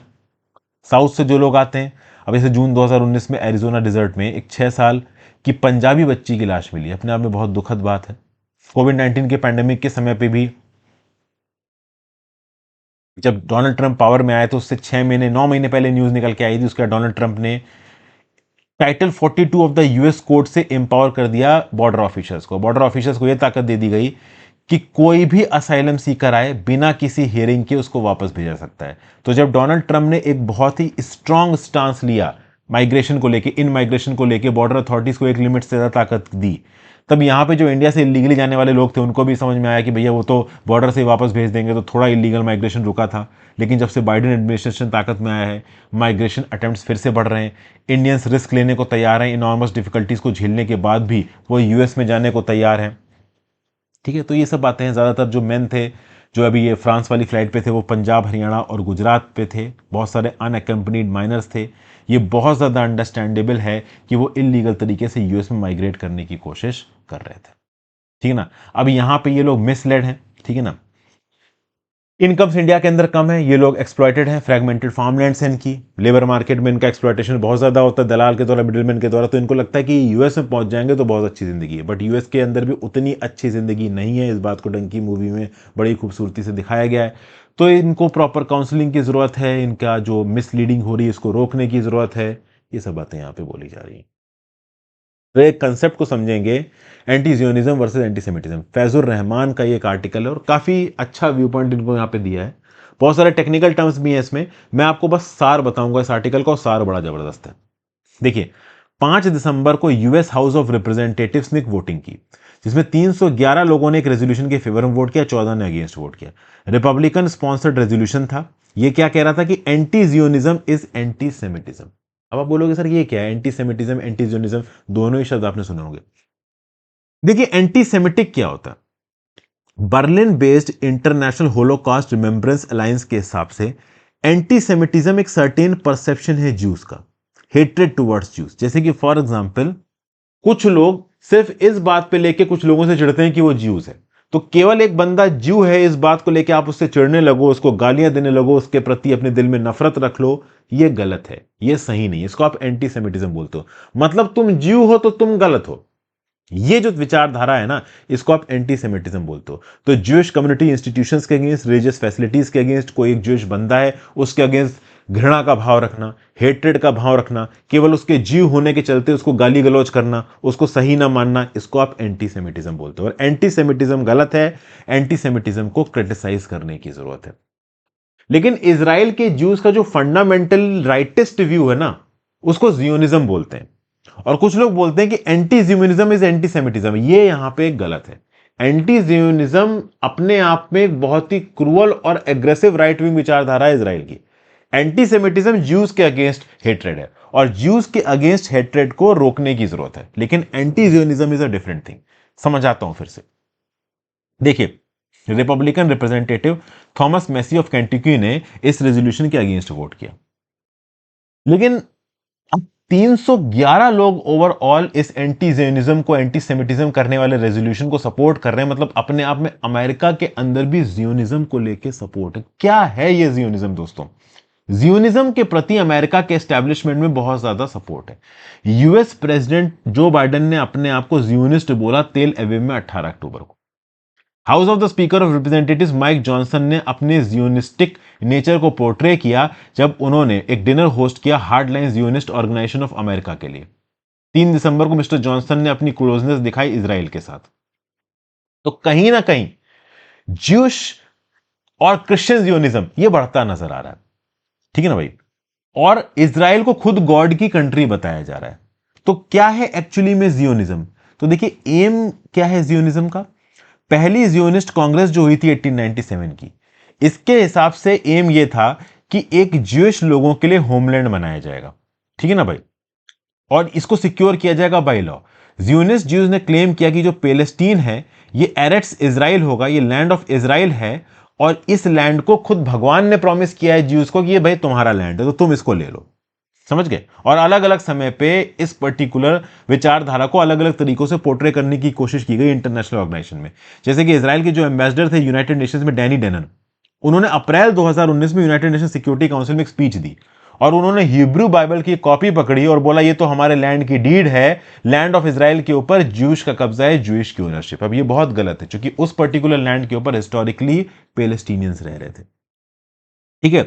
तो माइथोलॉजिकल बिबलाइज्ड डॉगमा के हिसाब से ये लगातार तरीके से दिखाने की कोशिश की जा रही है कि हां भाई, Jews are entitled to their land of Israel. ठीक है ना? और ये सिर्फ उनका है। बाल्फोर डिक्लेरेशन जो 1917 में आया था, उसमें भी कुछ ऐसा ही करने की कोशिश की गई थी। ठीक है ना?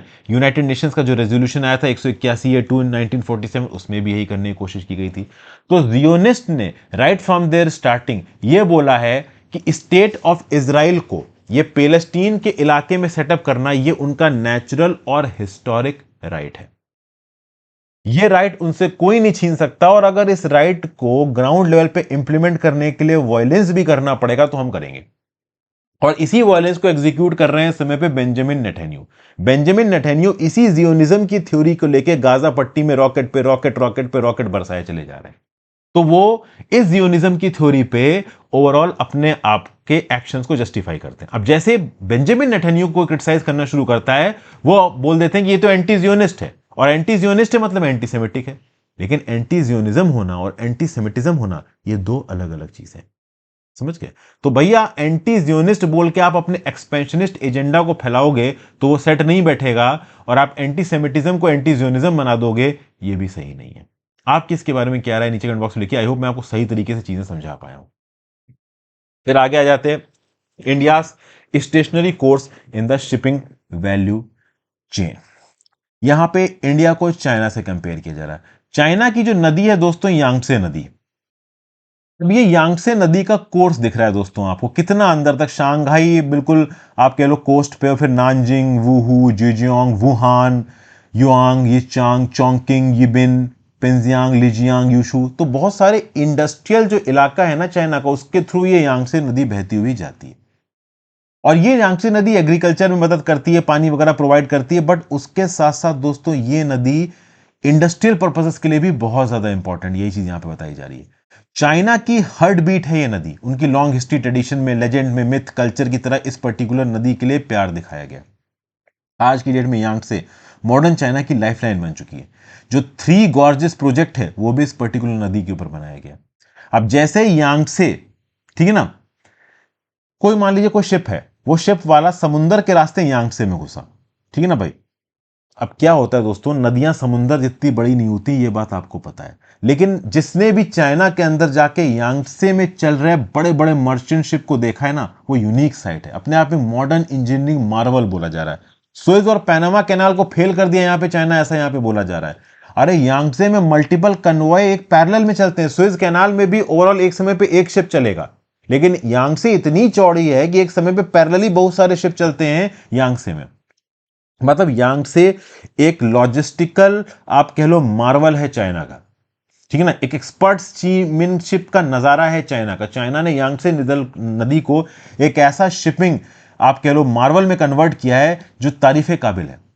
और इन शिप्स, ये जो शिप्स यांगत्से नदी का इस्तेमाल करते हैं, दो चीजों में काम आते हैं। एक तो जो चाइनीज ओन्ड माइंस है पेरू अफ्रीका से, वहां से रॉ मटेरियल चाइना के अंदर आते हैं और चाइना के फिनिश प्रोडक्ट्स को इसी पर्टिकुलर नदी के इस्तेमाल से पूरी दुनिया में एक्सपोर्ट भी किया जाता है। तो यांगत्से बेस्ट एग्जाम्पल है ये देखने का कि चाइना किस प्रकार से उसने लॉजिस्टिकली अपनी शिपिंग इंडस्ट्री को डेवलप किया है। अब अगर चाइना को 1980s के इंडिया से कंपेयर करें तो इंडिया शिप बिल्डिंग में एक्चुअली में चाइना से आगे था, ठीक है ना। ग्लोबल मर्चेंट शिपिंग में इंडिया ऑलरेडी 1980s में चाइना से आगे था। चाइना एक लेट एंट्रेंट था, लेकिन लेट एंट्रेंट होने के बाद भी आज की डेट में मॉडर्न शिप ओनिंग की बात की जाए तो बहुत सारे शिप्स चाइना के अंदर बने। इनफैक्ट अगर आप देखो तो चाइना डोमेस्टिकली ट्रेड के लिए जितने भी शिप्स इस्तेमाल करता है वो सब चाइना के अंदर बने हुए हैं।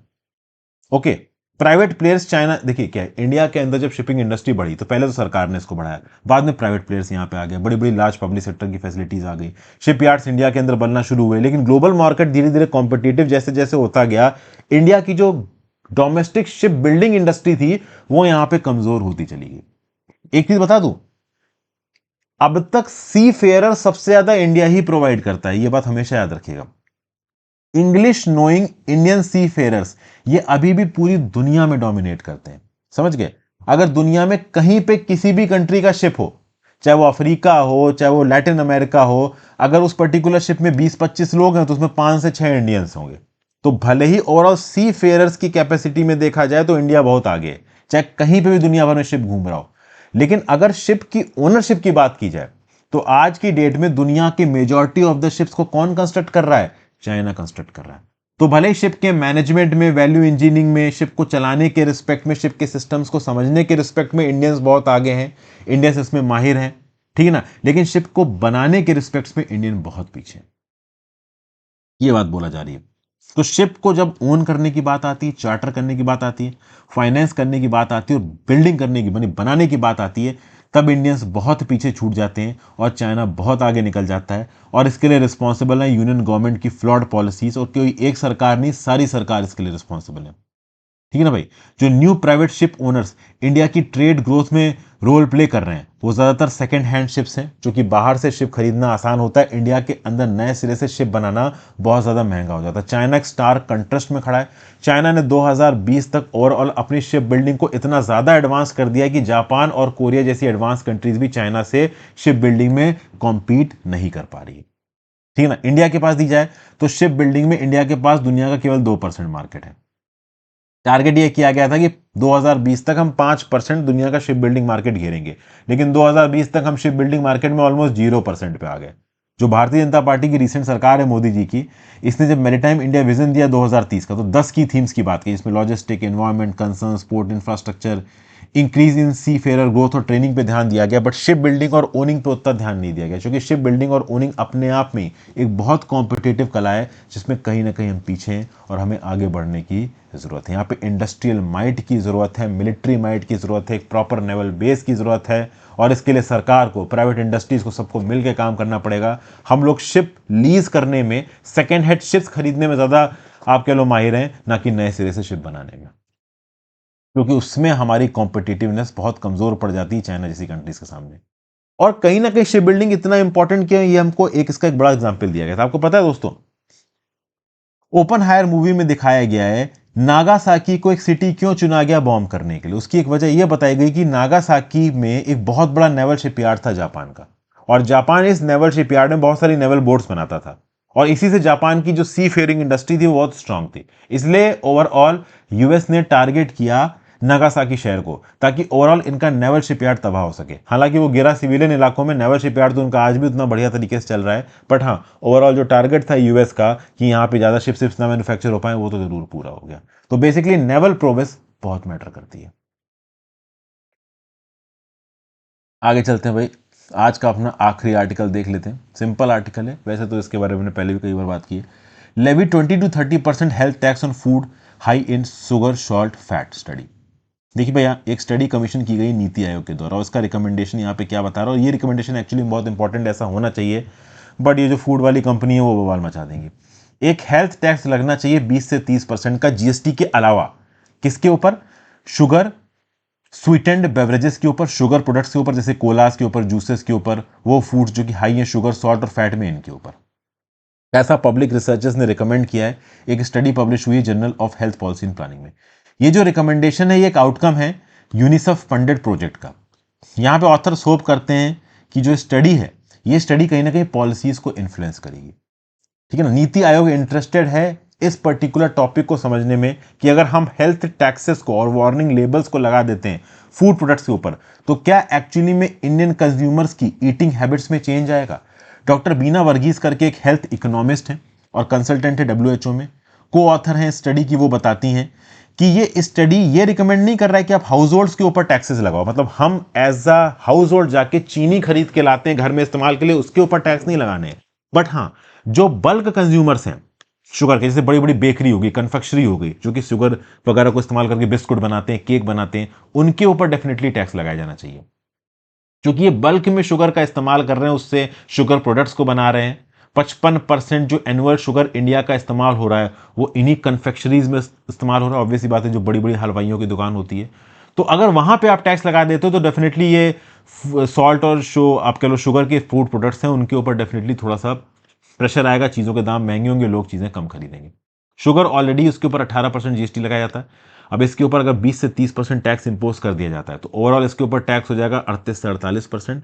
और डेफिनेटली प्राइस इलास्टिसिटी के चलते कहीं ना कहीं इन चीज़ों की जो डिमांड है मार्केट में वो डेफिनेटली कम होगी। कितनी कम होगी तो इसके बारे में यहां पे देखा जा रहा है कि भाई we estimate that if the price of sugar is increased by 10%, demand for sugar will be reduced by 2%। अगर शुगर का दाम 10% से बढ़ा देते हैं तो उसकी डिमांड कम से कम 2% से तो कम ही हो जाएगी। जो मैन्युफैक्चरर्स हैं स्वीट के और कन्फेक्शनरीज के, वो शुगर बल्क में खरीदते हैं, ठीक है ना भाई, तो अगर उनके ऊपर आप एडिशनल 30% का टैक्स लगाते हो 18% जीएसटी के अलावा, तो उनके प्रोडक्ट्स की डिमांड 13 से 18% कम हो जाएगा। वो डेफिनेटली उनके लिए बिजनेस पर्सपेक्टिव से सही नहीं होगा, बट ओवरऑल हमारी सोसाइटल हेल्थ पर्सपेक्टिव से सही होगा।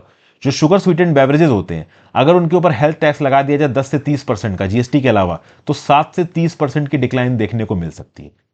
और जो शुगर्स हैं हाई हैं स्वीट और सॉल्ट में, उनके ऊपर 10 से 30% का हेल्थ टैक्स लगाया जाए तो 5 से 24% का डिक्लाइन उनकी डिमांड में देखने को मिल सकता है। तो ये कुछ यहां पे पॉइंट्स दिए जा रहे हैं। अब पूरी दुनिया में 70 कंट्रीज हैं जो कि हेल्थ टैक्स लगा चुकी हैं शुगर के ऊपर, शुगर स्वीटेंड बेवरेजेस के ऊपर, एचएफएसएस के ऊपर, जैसे Mexico, Chile, Saudi Arabia, Argentina, South Africa. Mexico में भी टैक्सेशन लगाया गया एसएसबी के ऊपर, जिसके चलते जो बेवरेजेस हैं सॉल्ट शुगर वाली वो कम हुई हैं। तो बेसिकली ये सब करके कहीं ना कहीं हम डेफिनेटली कार्डियोवैस्कुलर डिजीजेस को, टूथ डिके को, ओबेसिटी को, टाइप 2 डायबिटीज को, कुछ हद तरीके कैंसर्स को कुछ हद तक कम कर सकते हैं। समझे?